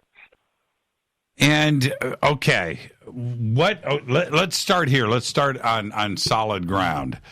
No pun intended. In your estimation, with what you have investigated, are we looking for something that is real? 100%. Yes. And what evidence, and not only the evidence that you have collected, but the evidence that you have seen over the years, allows you to say that? I think it's a combination of the historical accounts, going back from hundreds, if not 1,000 years in some locations, not just in the U.S., to outside of the United States. Obviously, you've got the footprints, and you've got a great number of sightings, but you also have some hair samples that come out and have been analyzed and were as primate, but unknown primates. So to me, I think it's a combination of all the evidence put together. But I think, because every culture, every Native American tribe in North America almost has a long oral history of the species. And then you go across into Russia and Siberia and the Yeti and the Ponce Tibet. They all have the same stories, and they all have the same physical attributes and similar behavior and all that. So I think it's a big, everything put together, to me, makes a pretty solid case that we have an unknown bipedal hominid walking around, or hominid. What is it that Bigfoot researchers are doing wrong today? They're going where the sightings are. I think that's a mistake. Because I think just start looking at it a little bit more from a biological standpoint. Pick an area we haven't had any sightings, because to me personally, I think where we're having sightings is where we go, right? So if we've been there once, we've been there prior to that. And if we've been there that many times, this is not where Bigfoot's, where the species lives. That's not where they reproduce. That's not where they get the water and their food, because there's man. I think it's just, those are just, the sightings are just happen to be, it's luck. We just happen to be at the same place they're at that particular time. I think we need to go much deeper in the forest, and not just in the U.S. though, but in Siberia and in Russia as well, and think of it a little more biologically in terms of what makes sense. Where would such a species be able to live in a large group and be able to reproduce so they can carry on, their genetic stock? Now, 3 years ago, you went on a Bigfoot expedition. You did it with Rick Sinnott. You did it with Steve Murillo, and a camera person. I don't recall the name. But so you went up, and oddly enough, you guys not only collected some pretty amazing evidence up there, but we used it on our TV show for the History Channel, The Unexplained. And that happened right when we were in the middle of taping the show, and the evidence came rolling in. But that was also very close to ESETI, wasn't it? Oh, absolutely, yeah. It's just a few miles from there, really. And what drew you guys to that area?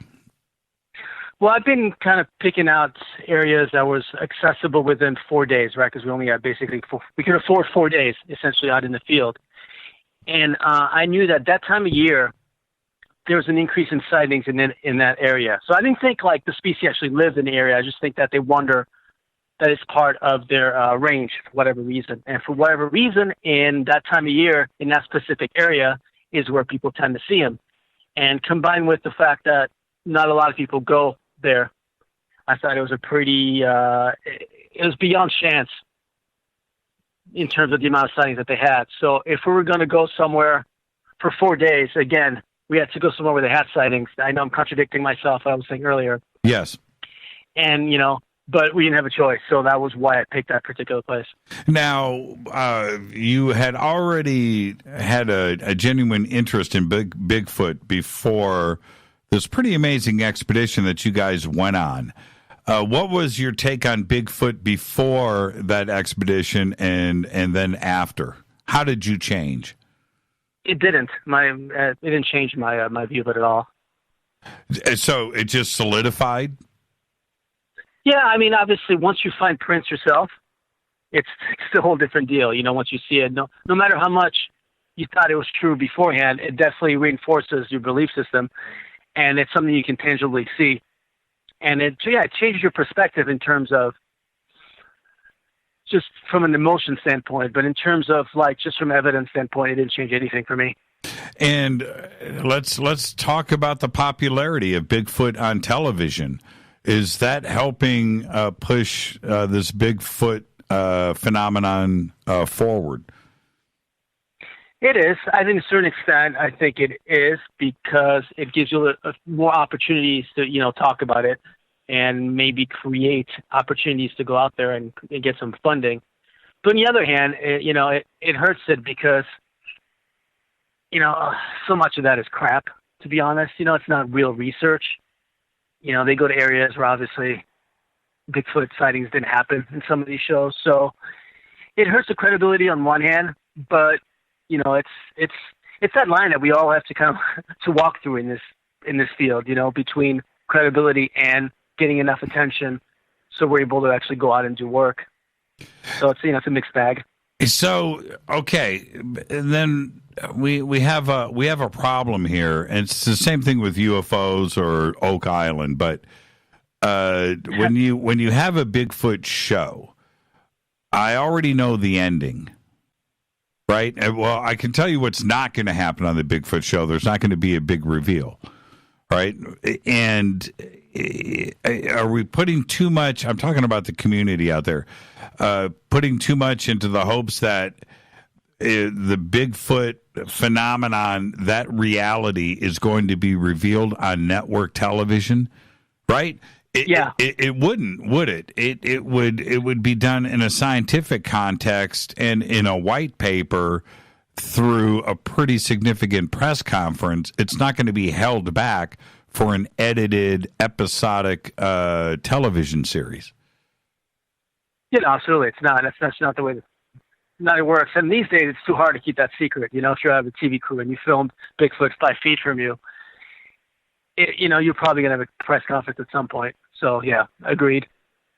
But that's not the point of those shows, right? Right. It's in fact, the point of it is not to find stuff, because if you find something, you don't have your next season. So you got to keep people wanting. It's like Vegas. If you win, it's not good. You want to lose. The house wants you to lose. So. But it seems like that's all we have got. We haven't had any bones or any bodies or of certainly that would end the Bigfoot question. But would this suggest something more paranormal or supernatural about Bigfoot, that it just may not even be a physical being? I don't really buy that at all. First of all, I think we do have the bones in the bodies, but we just don't know that we have the bones in the bodies. Just think about it, right? There's no such thing as Bigfoot officially. So if you find any anomalous bones, dating from now till, let's say, 4 million years ago, right? You found anomalous bones here, in Africa, anywhere. You're going to group them with something that you already know exists. None of them are going to come back as ancestor to Bigfoot or current Bigfoot. So honestly, I think the bones and the body's there. I really do. I just think we've just been naming them something else. Well, here's the thing with the paranormal thing. I don't think there's a need to bring that into it. And I get it. And there's some of those sightings here in the U.S., that report paranormal phenomena or, UFO phenomena with Bigfoot. And I'm open to look into them. I really am. But it's only here in the United States. We don't get those type of paranormal modalities when it comes to Bigfoot in the rest of the world, in Asia or Russia, for example. But this is okay, but they just seem to disappear. In that, how can a large, 7 foot, 6 foot, 7 foot, 400-pound being just disappear? That's what the fascinating part for me is. It seems that we can track any large creature and find them, even in the depths of the oceans.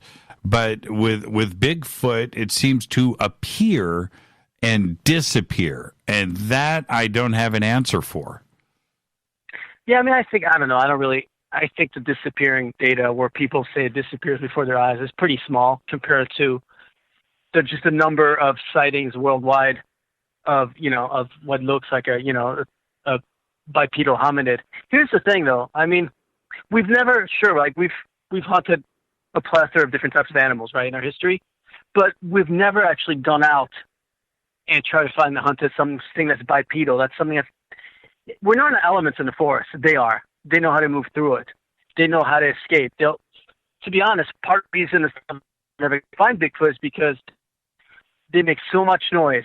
We smell like soap. This thing can pick us out from a mile away, so it's really hard to approach. And like I said, I'm willing to look into them, but I think, to be honest, it's such a small percentage of the data that we've accumulated that it's not worth going there first. I think it's more viable. Like, if you look at it from an evolutionary standpoint and from a biology standpoint, first, it makes a lot more sense because we know an animal or a species like Bigfoot is possible because it already exists in a fossil record. We already have species that have primitive characteristics and modern characteristics.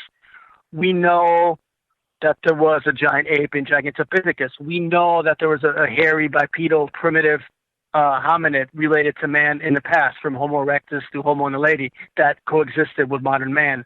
So we know there's already something there for us to start with.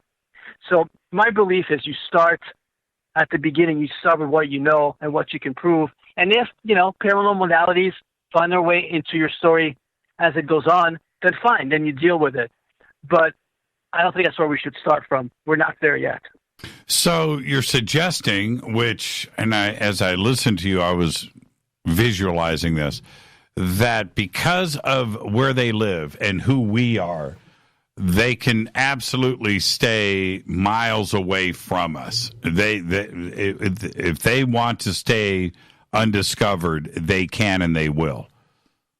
I think to a certain extent, but I don't think we haven't surprised them either, though. I think we haven't had a whole lot of full-fledged expeditions that have gone really, really deep in the forest where we think they may live and spend enough time there and spend enough money there to be able to stay there. So, I don't think, honestly, we haven't had most of these expeditions are weekend deal, right? We go off the weekend for 2, 3, 4 days.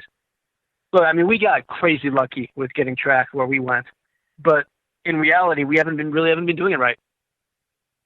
What about the Patterson film? It's been my belief that if the UFO community had a piece of footage like the Patterson film, it would be UFO case closed too as well. What do you think of the Patterson film? I think and I've met Bob Gimlin, and I've talked to him a couple of times. I'm 99% sure it's real. First of all, despite what a lot of people have heard in the media, no one has actually come forward and proved that they were the person in the suit. There's been 7 claims of that. Second, so I got to take a look at the second generation copy, right? And as a guy that was trained in anthropology, I know what to look for in terms of movement and how he turns his head and all that. Everyone's heard, I've heard all that before. So I couldn't find anything wrong with it whatsoever, strictly from a biological standpoint. The only thing that bugs me just a little bit is that Roger Patterson beforehand had a drawing in his book that looked a whole lot like the Patterson film animal or hominid, whatever you want to call it. Right. And that's the only thing to me that kind of bugs me just a little bit. And if they hoaxed it, and I don't think they did because I don't see how that could have been done within that time period, Bob certainly was unaware of it. Yeah, every time I look at the Patterson film and I think about 1969, 68, 67, 1970, 71, that time, I think of Planet of the Apes. And I know that Hollywood did the best that they could, right? And the Patterson film is not Planet of the Apes. So how could he have pulled that off when Hollywood couldn't? Yeah, it's hard. I don't see I just don't say that can be done. And first of all, back then you have to think of that area in 1967 was way deep in the woods. If you're going to have a guy in a suit somewhere, you're going to find an easier place to do it, you know? Right. First of all, it's just, and it's the same thing. It's my same argument with like, so like, you know, my tracks and stuff, it's exciting and stuff. But again, for me, it's not hard evidence because it's just a show of something that may or may not have been there.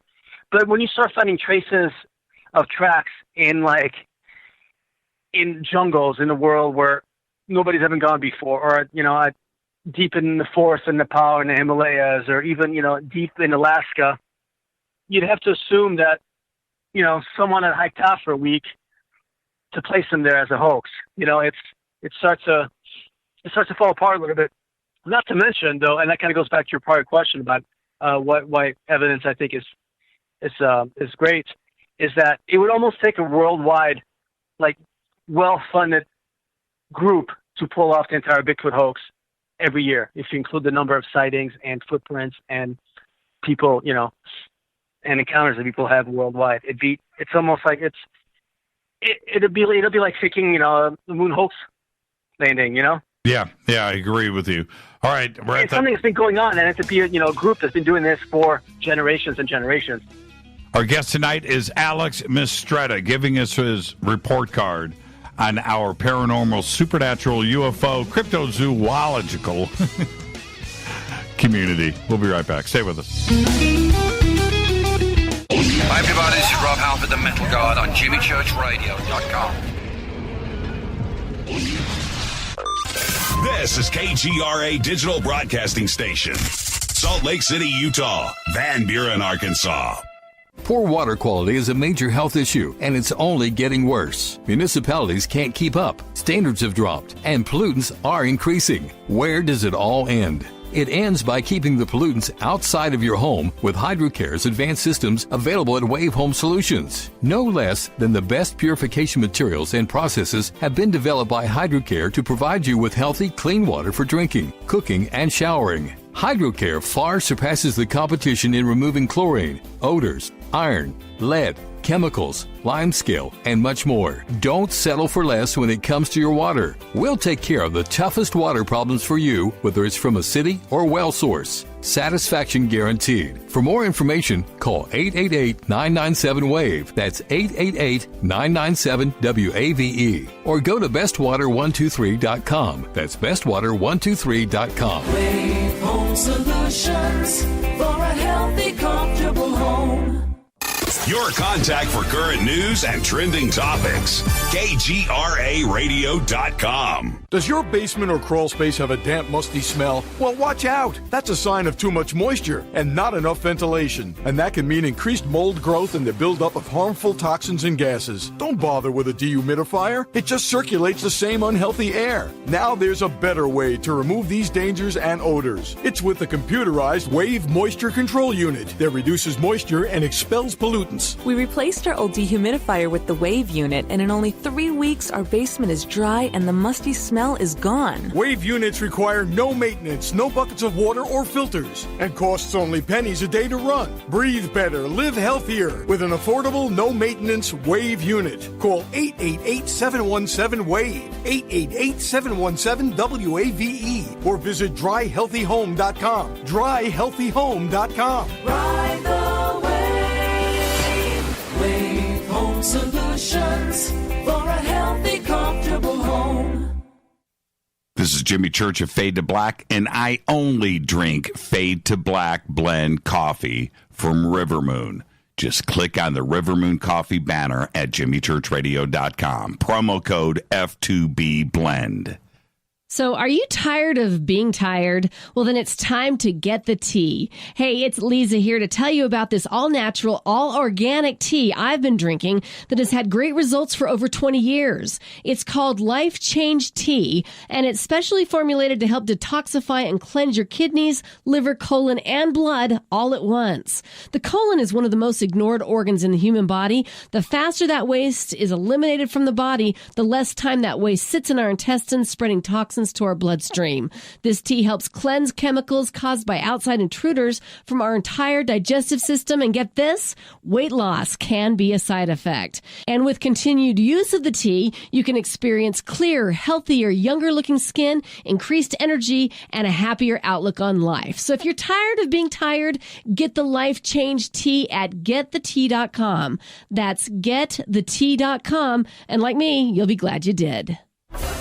Did you know that when you're on the road with limited data or Wi-Fi available, you can still listen to every minute of Fade to Black by just calling 605-562-4482. No smartphone, app, or internet needed. It saves your data plan and no extra cost if you have unlimited minutes. Just call 605-562-4482. You can listen to me, Jimmy Church, on any phone, anytime, anywhere. Go Beckley Tappy.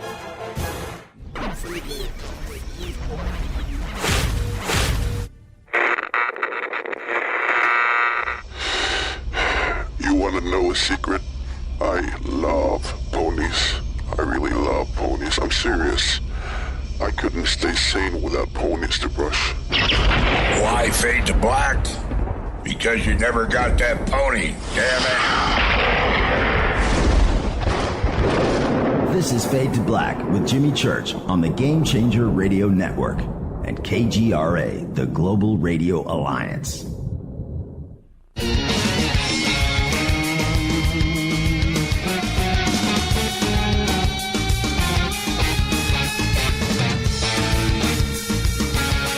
All right, welcome back. Fade to Black. I'm your host, Jimmy Church. Our guest tonight, Alex Mistretta, one of the few full-time professional investigators in our community.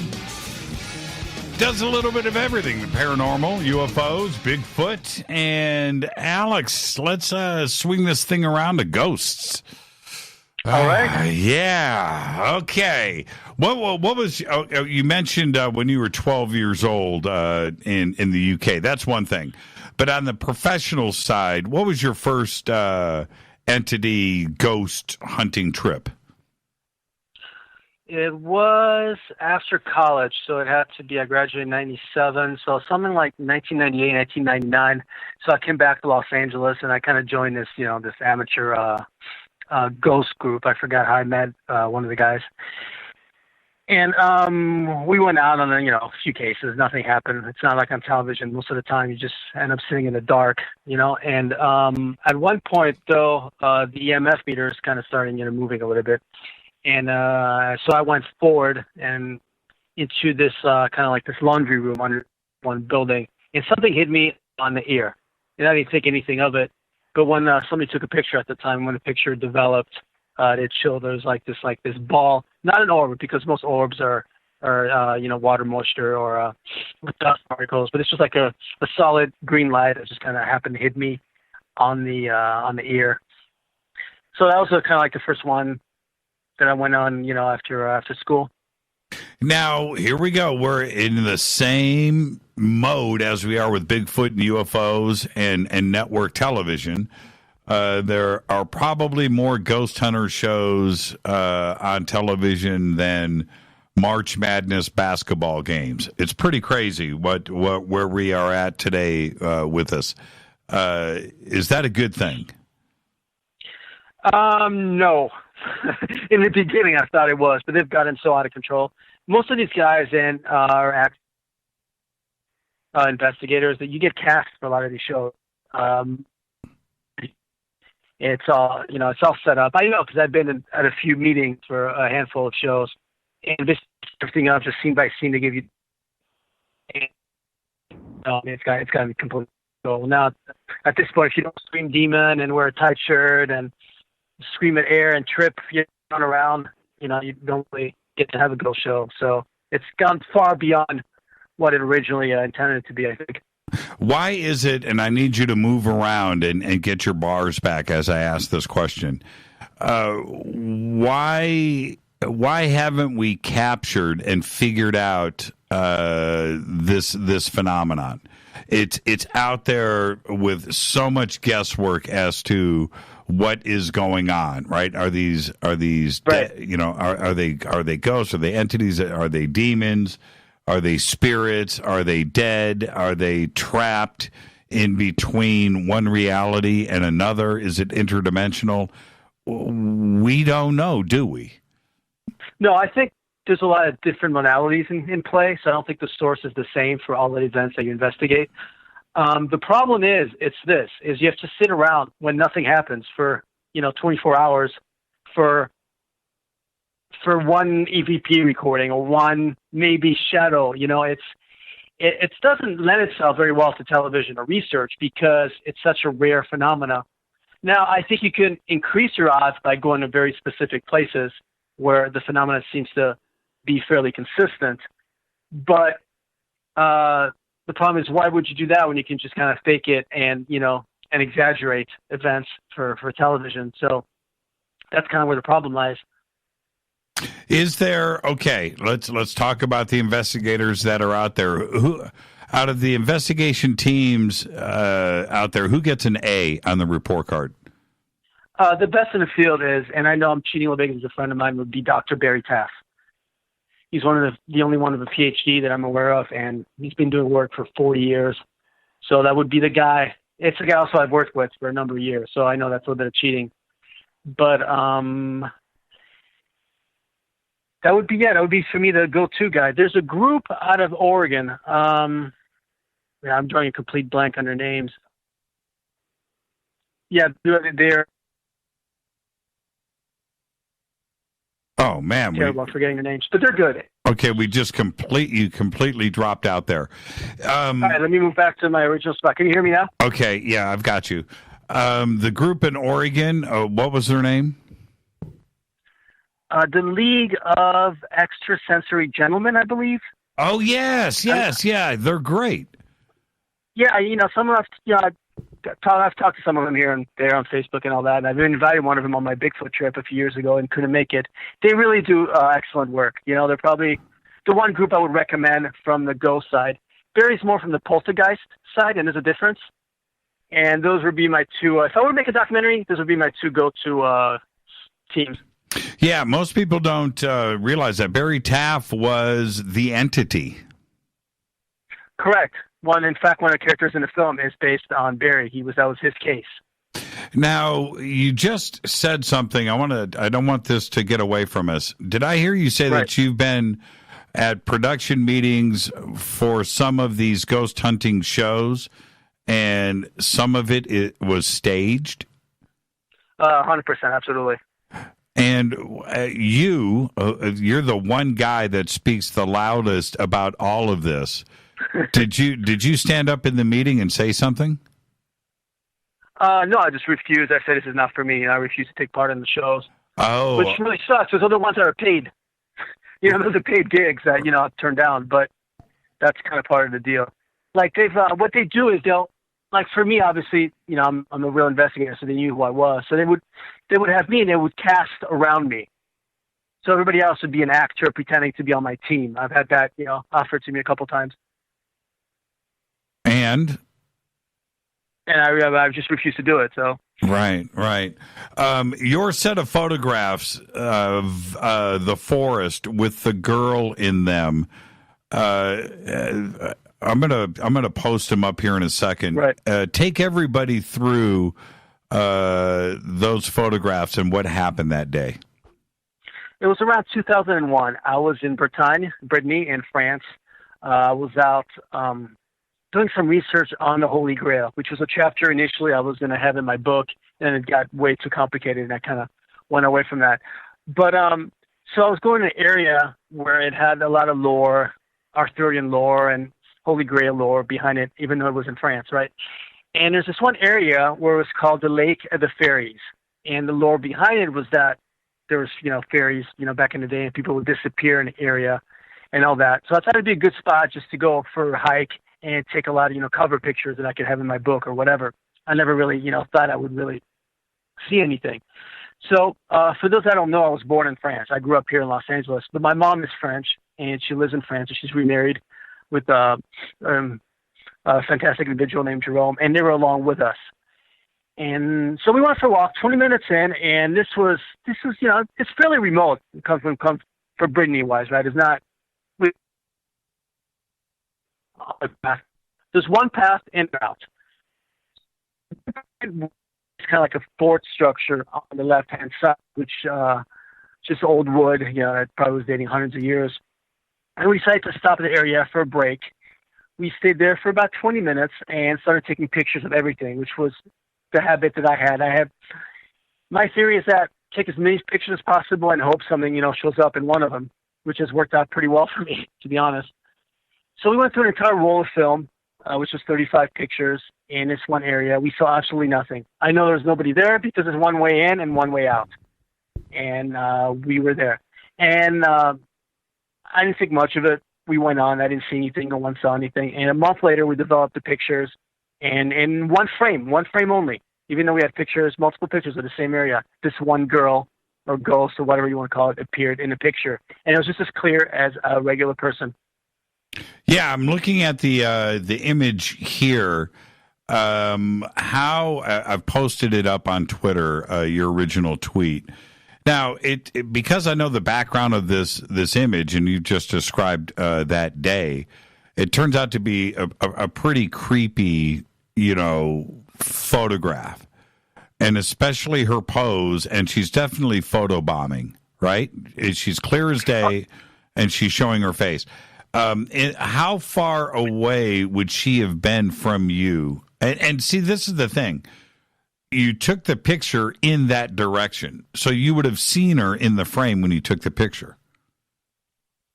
Well, not only that, there's nowhere for her to go. There's a cliff behind her, and it's there's a little stream on one of the sides, and then the rest is just forest.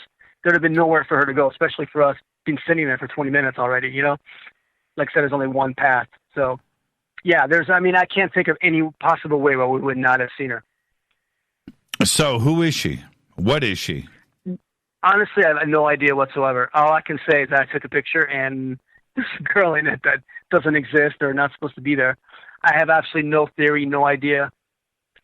And the problem is maybe if I developed that pictures on the spot and, or I would use digital and gotten the picture right away, I could have done a little more background research into the area, in terms of people disappearing or what some of the stories are, but I had no idea. I was back in Paris by the time I got the picture and then back on to Los Angeles. So the honest answer is I have no idea whatsoever. Now, why haven't we gotten lots of cool footage out there? I'm not going to dismiss that. Right. Lots of poltergeists and moving objects, and we've captured. But why haven't we gotten the definitive piece of ghost footage? I don't think our cameras are capable of capturing whatever part of the spectrum they appear in. I think there is a way around that, though. And so I was discussing this with this past weekend with a couple of fellow researchers, Jim Perry. Some of you guys may have heard of him from Hellier. We've mentioned him a couple of times. And Ryan Singer. And I was saying that, so we have a lot of EVPs, right? For those who are not familiar, it's where you get a voice recording on anything from video cassette to a digital recorder of a voice that wasn't there. So because the voice, it's an auditory phenomenon, you can't hear it. It somehow, for lack of a better word, magically appears right on your equipment. So it doesn't come from your immediate environment because you can't hear it. It comes from somewhere else. So that somewhere else, it's something tangible, right? Because something is producing that noise. If you can record a voice and a sound from whether the afterlife or another dimension or wherever, right, where it's coming from, you can get a picture from that afterlife or dimension. If you can get an auditory sound, you can get a visual from it. And I think that's the next step in this field that we got to start looking at it. How to get pictures of not a ghost here in our world, but how to get pictures in their world. Right. In that dimension. Right. I think it can be done. Well, if that happens, then we can photograph anything in another dimension. Animals. Absolutely. Bigfoot. UFOs. Right? Wouldn't all those dominoes start to fall? Well, it would certainly open up, different modalities in terms of how to get evidence and how to get visual proof. And ultimately, the most exciting, I think, is like a body's nice, right? But, to get people interested, first of all, I think you need visual proof. Nothing beats a visual. Are you okay with EVPs? Yeah, I am. I think, look, I think most of them, especially the ones you'll hear on some TV shows, aren't really EVPs, I think, because your brain, there's just a lot of them is just noise, and your brain kind of makes up the rest in between. Right? Your brain doesn't like entropy. It wants to have order in everything that you see, that you hear. So it'll pick up missing pieces, and that's what I think a lot of EVPs are. It's just your brain.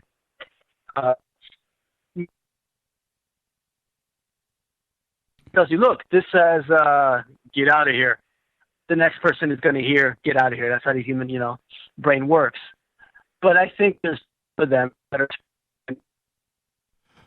I apologize again, everybody. Alex, you're bouncing in and out. I haven't had this kind of phone issue in months and months and months. I don't know what the problem is, but I don't know what to tell you. I'm sitting in the same spot, so. Yeah, it's okay. Let's just get through this.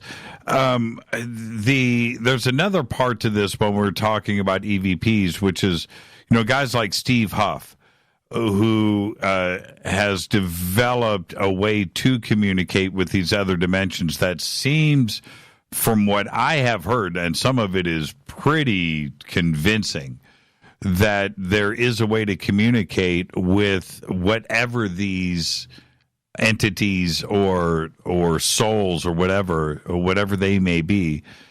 They do communicate, but I don't think that they understand where they are. Right? If you know what I mean, these beings, they seem confused. I think that's one theory. Yeah, correct. I think, and I don't know if because there's so much in translation that gets lost between us and wherever they're at, But like I said, I think there's definitely different modalities involved, and so not everything goes into the ghost category. I think there are other things out there or other ways this phenomenon manifests itself. And some of it, I think, it's even self-induced. But now I think we create the phenomena ourselves. Now, you mentioned something earlier as we do you want to hang on and take some phone calls? Yeah, sure. Okay. I want to do that, and I'm going to open up the phone lines with everybody. And one of the things that I do want to do, it's April Fool's Day. And so I went through a bunch of news headlines at the beginning of the show. And if there was something that caught your eye today that you took the bait on, I want to see if I can take the bait. So I do want to hear those from everybody, too, as well. 747-228-2051, and I'll get everything set up, is staying on this. And then when we come back after the break, we'll get to the phone calls. Staying on this, when it comes to ghost, Alex, I want to say this in a very polite way. For you, what frustrates you the most? Because you are very vocal about the way that research is done. What frustrates you the most when it comes to paranormal research today?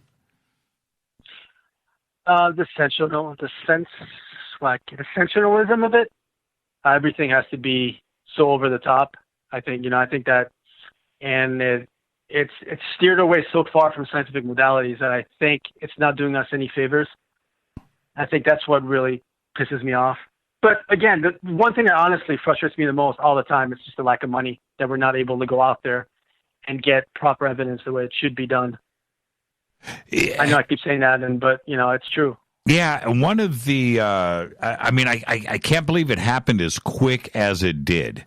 But once Ghost Adventures kicked off, and then there was Ghost Hunters and Ghost Hunters International and all of these spin-off shows.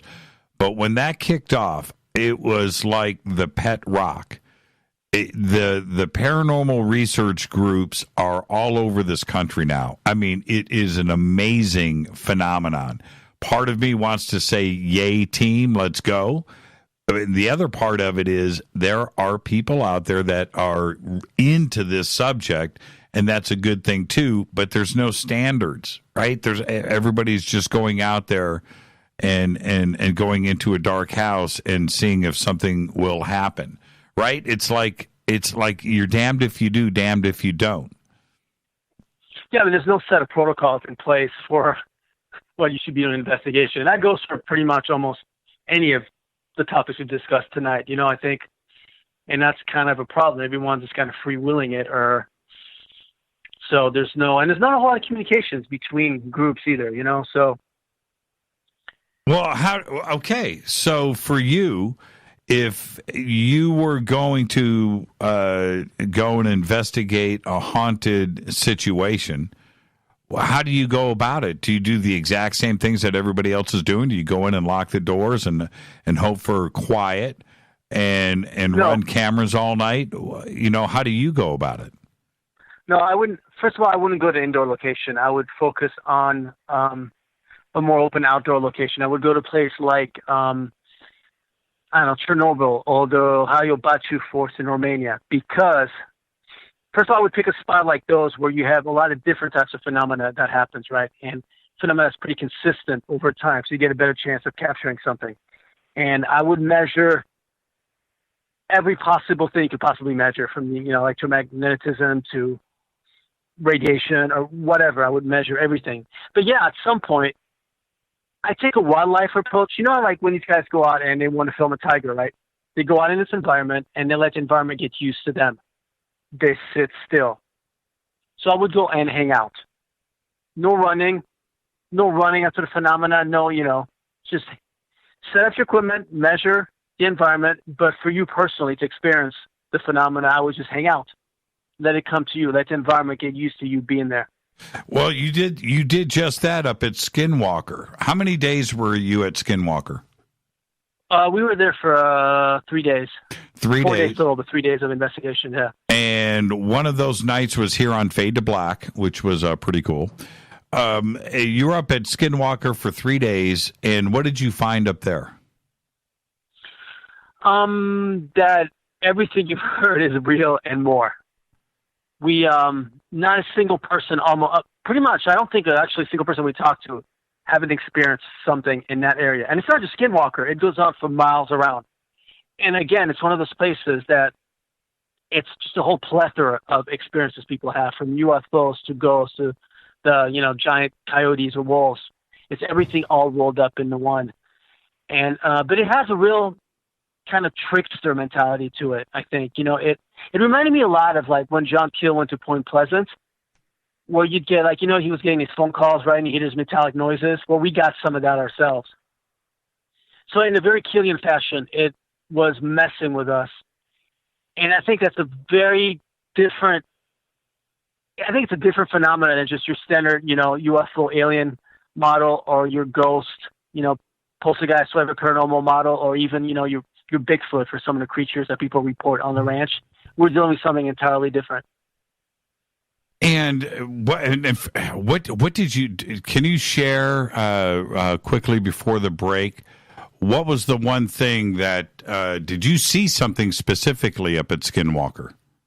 I only saw one thing. It was we found the overlook spot that overlooks the ranch, and at some point there's guards there. They're there all night, but they keep all the lights out. They don't turn any of the lights on. You can see a flashlight once in a while, but that's it. And at one point all we saw was this light that came out from the ground. It was pretty big, and it shot up. It was about the size of a tree trunk. It shot up in front of the tree and took off and kind of disappeared when you got kind of above the top branches. So from a visual standpoint, that's all that we really saw. And what color was it? It was just kind of color of light, just kind of dark yellow type of thing. I don't think Steve saw it. What do you think it was? You didn't tell me this. Why am I getting this news? Why am I getting this news live on the air? Yeah, I'm a bad friend. Well, that was after we called. It was after we were on the phone with you. So, but yeah. So I couldn't have told you then. Yeah, because I didn't think it was that big a deal. It's one light that we saw. Sure, is it weird? 100%. I know it's not a flashlight because it's too big and it was solid and went up. It was odd, but to me, again, it goes back to the evidence. It's not sufficient evidence for me of something anomalous. It's just, because it's just one thing that we saw one time. I need more, man. Our guest tonight is Alex Mistretta. It is now April Fool's Day. We're going to take a break right here. And when we come back after the break, we're going to open up the phone lines. 747-228-2051. It's April Fool's Day. Did you get taken by a story today like I did about the Aurora aircraft being revealed today by the DOD? I took that one hook, line, and sinker. What did you get taken by today, April Fools? We'll take your phone calls next. 747-228-2051. We'll be right back. Stay with us.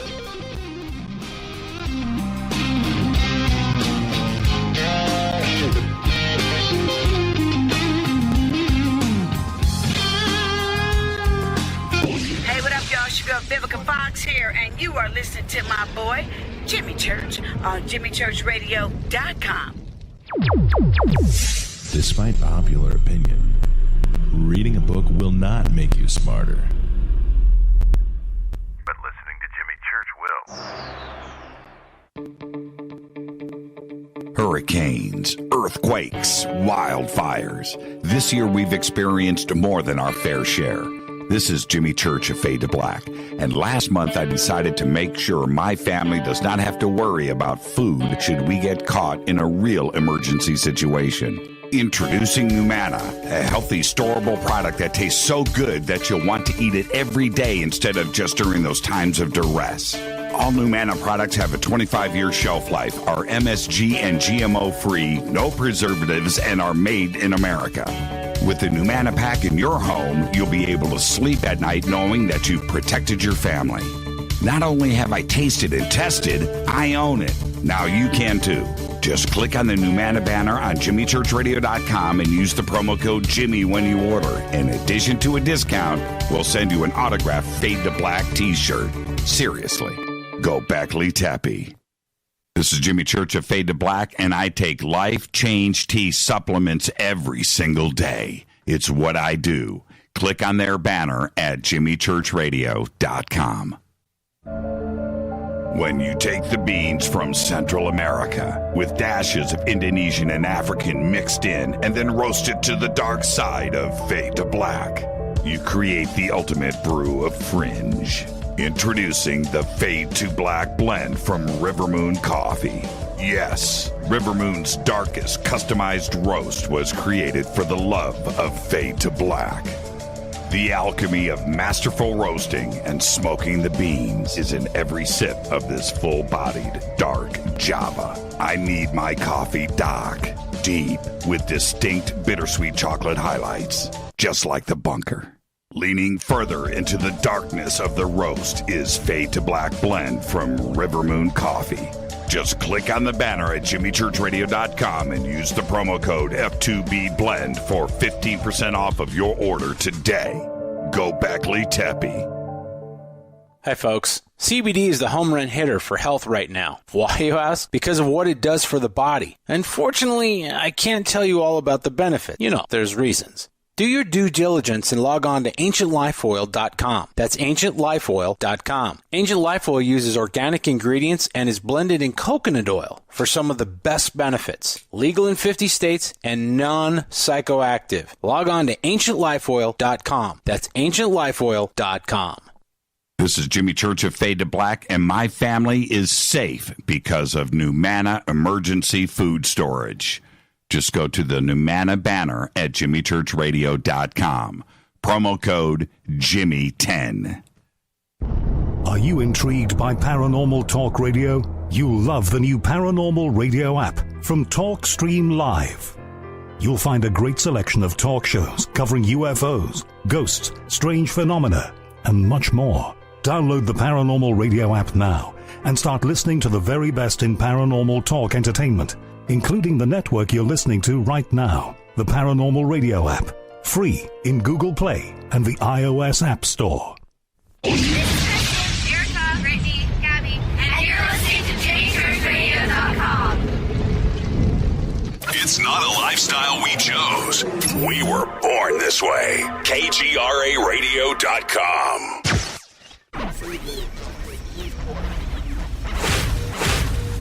This is KJCR at JimmyChurchRadio.com.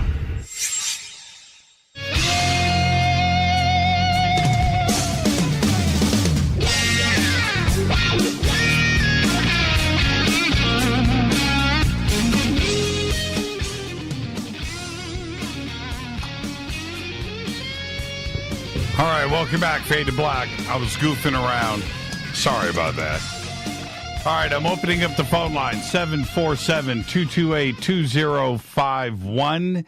It's April Fool's Day. Did you get taken by a story today like I did with the Aurora? Hey, Alex, did you get taken by that? Did you see the press release on the I think it's the RS-85 aircraft?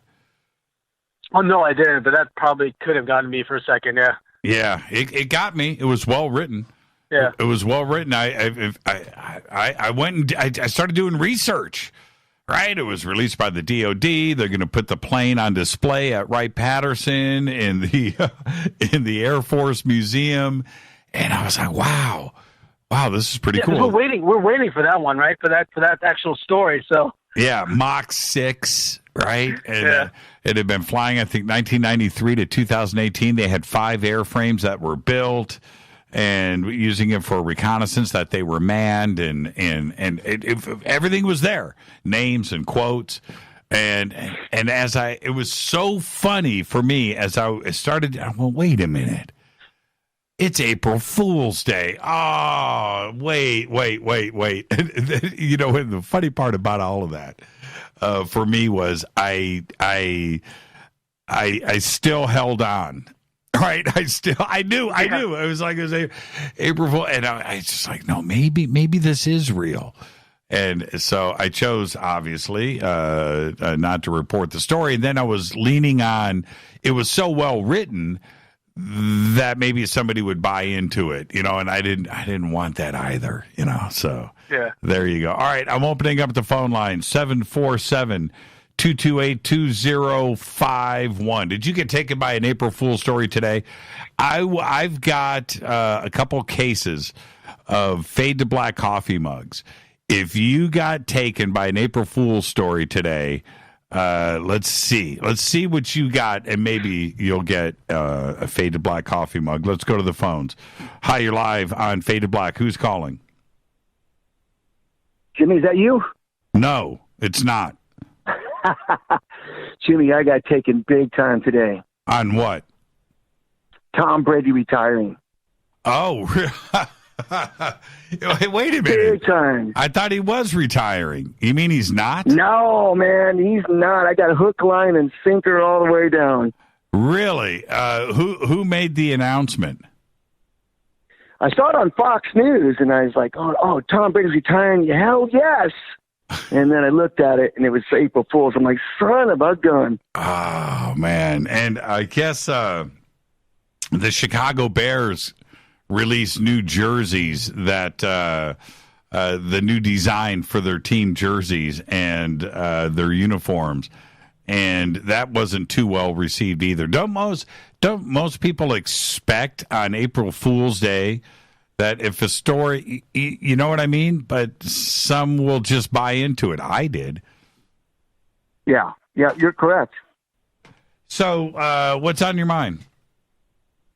You know, I've gone over this story with Alex several times, and we've actually went on a radio station, my father and my brother, to go over what we had seen in northern Michigan in the Huron Forest. And, man, I don't even know how to explain what we had seen going over it, and people sometimes just question it and don't believe it. But what we had seen, this thing stepped out onto the road and walked directly towards the vehicle, was, I would say, at least 8 to 9 feet tall, in dreadlocks, human kind of like face. And when I first recognized it, I thought it was someone on stilts. And it terrified. I mean, everybody in the car, 6 of us, screamed out loud the minute we saw it. And we hauled ass down this timber road, which is a dirt road. And I won't forget it as long as I live. And anybody that can tell me that Bigfoot doesn't exist, I will tell you a different story. Alex, you've discussed, say hi to Alex, Scott. Hi, Alex. Good to talk to you, buddy. What's up, man? So, Alex, I'm doing good. What do you think about Scott and his family and what they witnessed? Well, I was at your house actually when Scott first told me the story.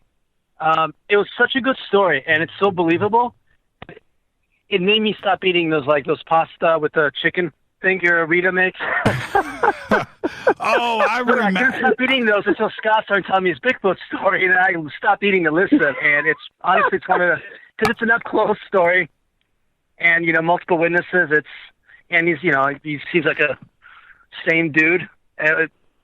I believe it. I think it's a legitimate encounter. I do remember. I forgot about that evening. That's absolutely right. We were eating dinner when Scott told us the story. Yeah, and don't underestimate the part of the shell with the chicken. Whew. Okay.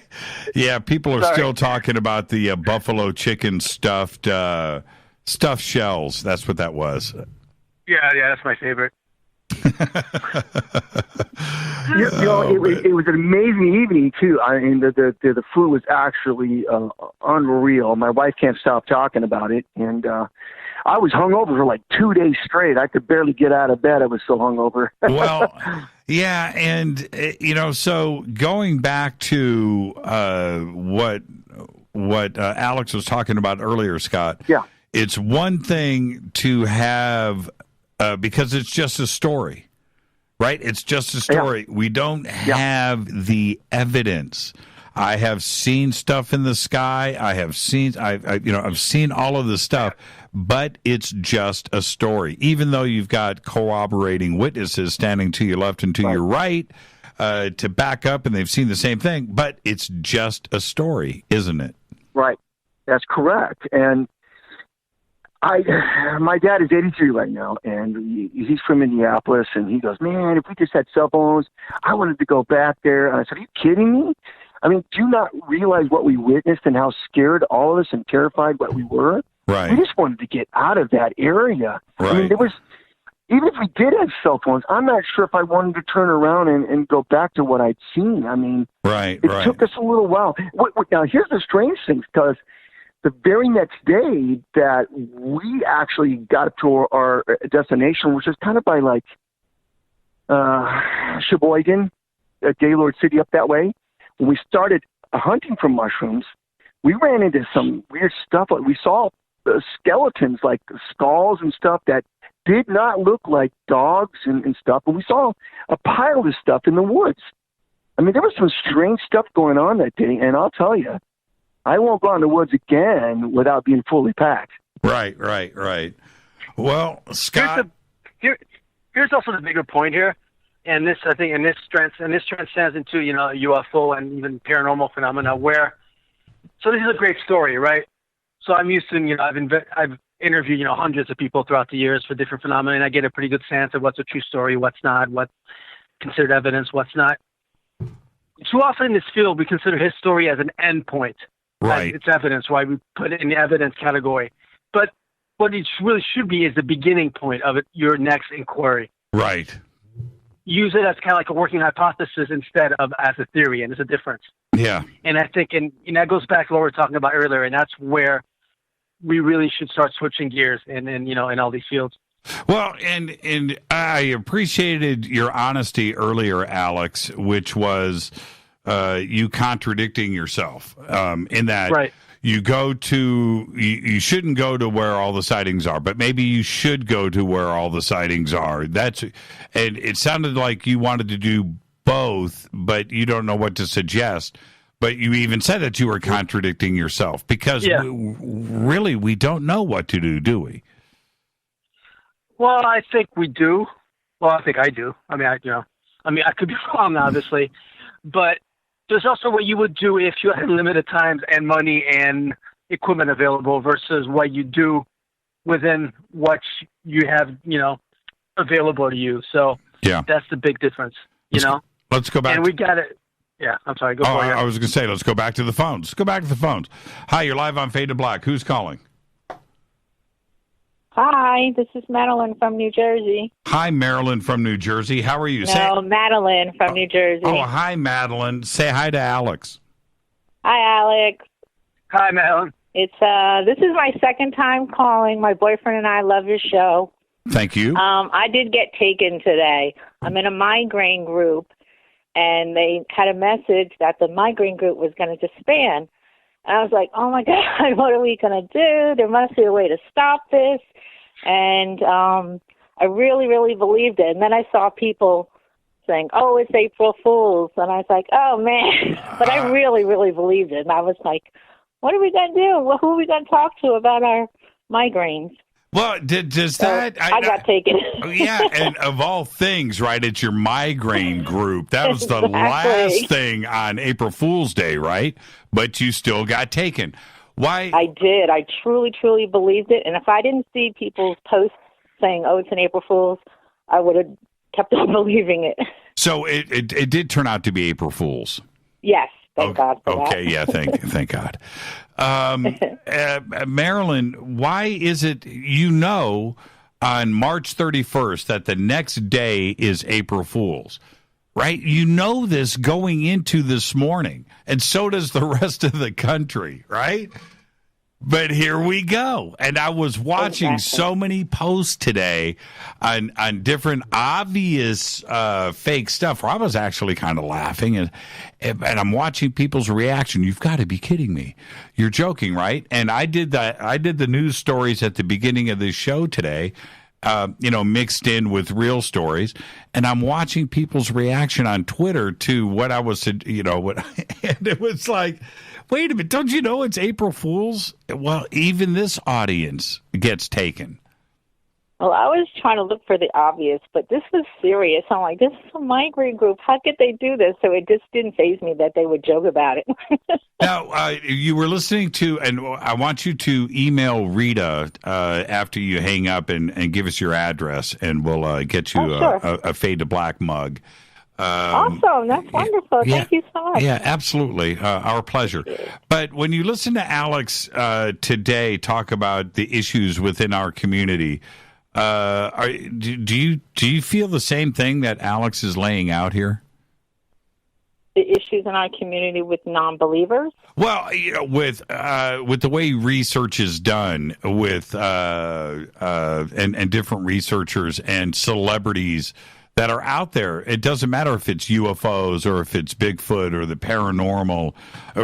We didn't even go that far into cryptozoology or the Nazca mummies or the Roswell mummy of a few years ago. Remember that one, Alex? Right? Unfortunately, yes. Yeah, I was shocked by some of the things Alex was saying, but it's just, things are out there, and I don't care if you're a celebrity or what. It's how everybody interprets it. Everybody interprets things differently, and I've never witnessed anything. I wish I had, but it's just shock. Yeah, you're right. I agree with some of the things that he said. Yeah, you're absolutely right. That's the beautiful thing about freedom of speech in this country, too, as well. Madeline, don't forget to email Rita. You've got her email address, Rita@jimmychurchradio.com, and we'll get that mug straight out to you. Oh, great. Thank you so much, Jimmy. Good night, Jimmy. God bless you. God bless you, too, Alex. Thank you. Have a wonderful evening. Thank you. You too, Madeline. Thank you so Okay. much. And you know what's great about that phone call, Alex, is she said something that was key. She's never witnessed anything, but she listens to this show. Right? I love that aspect of it. You don't have to be somebody that has seen or witnessed or is a huge flag waver. These questions rest out there in this community, and people are trying to find out what is going on, and that is amazing.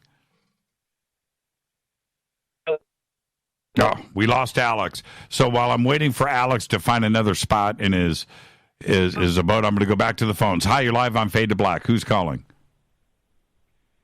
Hey, Jimmy, is this me? Yes, I think it's you. You tell me. Hey, yeah, it's me. Hey, I don't know if I got taken or not, but I was looking at your website today, and on my cell phone, all the photos were upside down. Did you guys do that on purpose? Oh, are you kidding me? They were upside down? Yeah. It sounds like the feds they're trying to see the man's trying to shut us down, man. What's your name? My name's Randy. I'm from Buffalo, New York. I called a couple weeks ago. Oh, Randy, that's right. Randy, you know I don't remember that. But welcome. No, yeah. I'm just messing with you, Randy. Yeah, thank you. Hey, I got a... Oh, no, it's okay. So I have a ghost story. Go. Say hi to Alex. He's listening. He's right here. Hey, I hope you're back. I hope you can hear me. When we were younger, I have a younger brother. He's a couple years younger than me. We were growing up. I was always scared of the dark until I got a little older. He always liked the dark. But as we got older, the roles switched. Well, when he was about 12 or 13 years old, my parents, they left him home alone for a couple hours. So when they came back, all the lights in the house were on. It was dark out. And they were like, what? What's going on? They came in the house and he wasn't there. So they were worried. So they went next door. My grandmother lived next door growing up. They went there and he was there. He didn't have no shoes on. He ran out of the house in his bare feet. So they were like, well, what happened? He said, I was in the house and the kitchen light went off. And I got scared. Something scared me. I ran over here. So they were laughing, there's nothing wrong. The kitchen light was on. We went in the house. All the lights were on, You got to, making fun of them a little bit. So the next day at dinner, we're all sitting at the table. And in my kitchen, my parents' kitchen, there's 3 doors. One to the attic, one to the basement, and one to my parents' bedroom. Mm-hmm. We're all sitting at the table in the kitchen, and the middle door to the basement was open. It was like a hot day, and the cool air coming from the basement, we had the door open. This was before we had AC or anything. So we're all sitting around the kitchen table, we're having dinner, and we're bringing up the story from yesterday, and we're kind of like laughing about it and joking about it and making fun of him for being scared of the dark. So right as he's getting frustrated, he kind of shouted out, he's like, there's no such thing as ghosts. Well, as soon as he said that basement door slammed shut. That's what I'm talking about. As soon as that basement door slammed shut, the phone rang. So my father, sitting next to the phone, picked up the phone. Hello? It's my grandmother. All of a sudden, his face got white. He didn't even want to tell us, but we knew. We're like, what? What's wrong? He said, your grandmother just called. She said the old lady that lived in the house before we bought it passed away last night. You gotta love that, Randy. Yeah, that's a great story. Now, see, Alex, when you hear that, it's just like I get it, right? When you hear a story like that, we hear it over and over again. That's evidence to me. I mean, where do we go when it comes to ghosts? Yeah, I mean, I've heard, a plethora of stories like that, and I believe some of them, right? And I think it's true. But it's evidence, but until you can link the event to the grandmother's death, and we can't yet, it's not hard evidence. From a scientific perspective, from perspective, you have to prove this to everybody. There's no way they can deny the correlation between, in this case, with the grandmother's death and the events. But we can't do that yet. Well, I know. I'm a pain in the ass, but that's how I think we need to think. Start taking it to the next level, so to speak. Well, okay. Hey, Randy, check this out. It wasn't my grandmother who passed away. It was the lady in the house. Yeah, it wasn't. Oh, the lady in the house. Yeah, my parents, when my parents bought the house, they bought it for like $12,000. Real cheap. The house was the ugliest house on the street. When you were looking at it from the front, it was kind of crooked. The kids used to throw plums at it. We had plum trees in the yard. They used to throw plums at it, and there was a haunted house on the street. Well, my parents fixed it up little by little. And we theorized that, well, there were 2 or 3 sisters that lived in the house before. This was probably before, I was born, really. But when my parents bought the house, they bought it cheap from this older lady who had to get put away. She was so old she had to get put in a nursing home. She was the lady that passed away. What was weird was, my parents had been fixing up the house little by little, and we theorized that maybe when you pass away, where you've spent your life for a long time of your life, where you've put your energy or your soul, piece of yourself into this life, maybe when you pass away, if things are different now, maybe she wanted to look at the house now. We had remodeled it and everything. Maybe you just, when you die, you get a chance to kind of take a peek or revisit your history, or, I have no idea. This is just me guessing, but I feel like the soul has a brief moment where it can experience, the world or its past, or Yeah, just weird. It's just. Look, I agree. I'll share this. And Randy, thank you for the phone call, my friend, and have a great night. Oh, email Rita. I'll send you a mug. Email Rita right now. Okay. Thank you, Randy. Is this? We were up. Rita and I were up in Shasta. I'm going to tell the story really quick. And we were at this. We were staying in a house that was like 150 years old. I forget, 1870 or something. And the bedroom door had these, the old door handles on it. And you had to push the door shut. It was a solid wood door. You had to push the door shut and then turn the door handle to get the latch to, and you had to really close the door physically. And I would test it, open it, right? Okay, all right, and push it and latch it. We're lying in bed, Alex, I swear, and we're sitting there talking about this house, and that door handle turned. That thing said click, click, and popped open, right? And I was like, what? I didn't get out of bed. I let that thing sit right where it was, Alex. There was no way. I could not believe it. Physically, for me to turn that, it was like effort, right? And to get it to latch and close. And that thing turned, man. It turned. One last phone call. Hi, you're live on Fade to Black. Who's calling? Hey, Jimmy, it's Sarah Ann. How are you? This is Fran? I'm sorry, Sarah Ann. Oh, hi, Sarah Ann. How are you? Good. Hi, Alex. Hi, how are you? Good. So did you get taken today? I did. My parents put a bug on my pillow, a fake bug. Oh, that's not cool. It wasn't cool at all. And what kind of bug was it? That's it was like a big, and I lived in New York City for 10 years, so I have a roach, fear, and it was like a big plastic roach that looked really real. But, I've done this to my parents, so I sort of deserved it. Oh, man, did you jump out of bed? That's not cool. Oh, it wasn't cool at all. I mean, there were body functions that happened. It was awful. It was like the worst way to wake up. Yeah, absolutely. Man, your parents are cool. Your parents are spot on the money. I got to remember that one. I'm going to do that to my kids next year.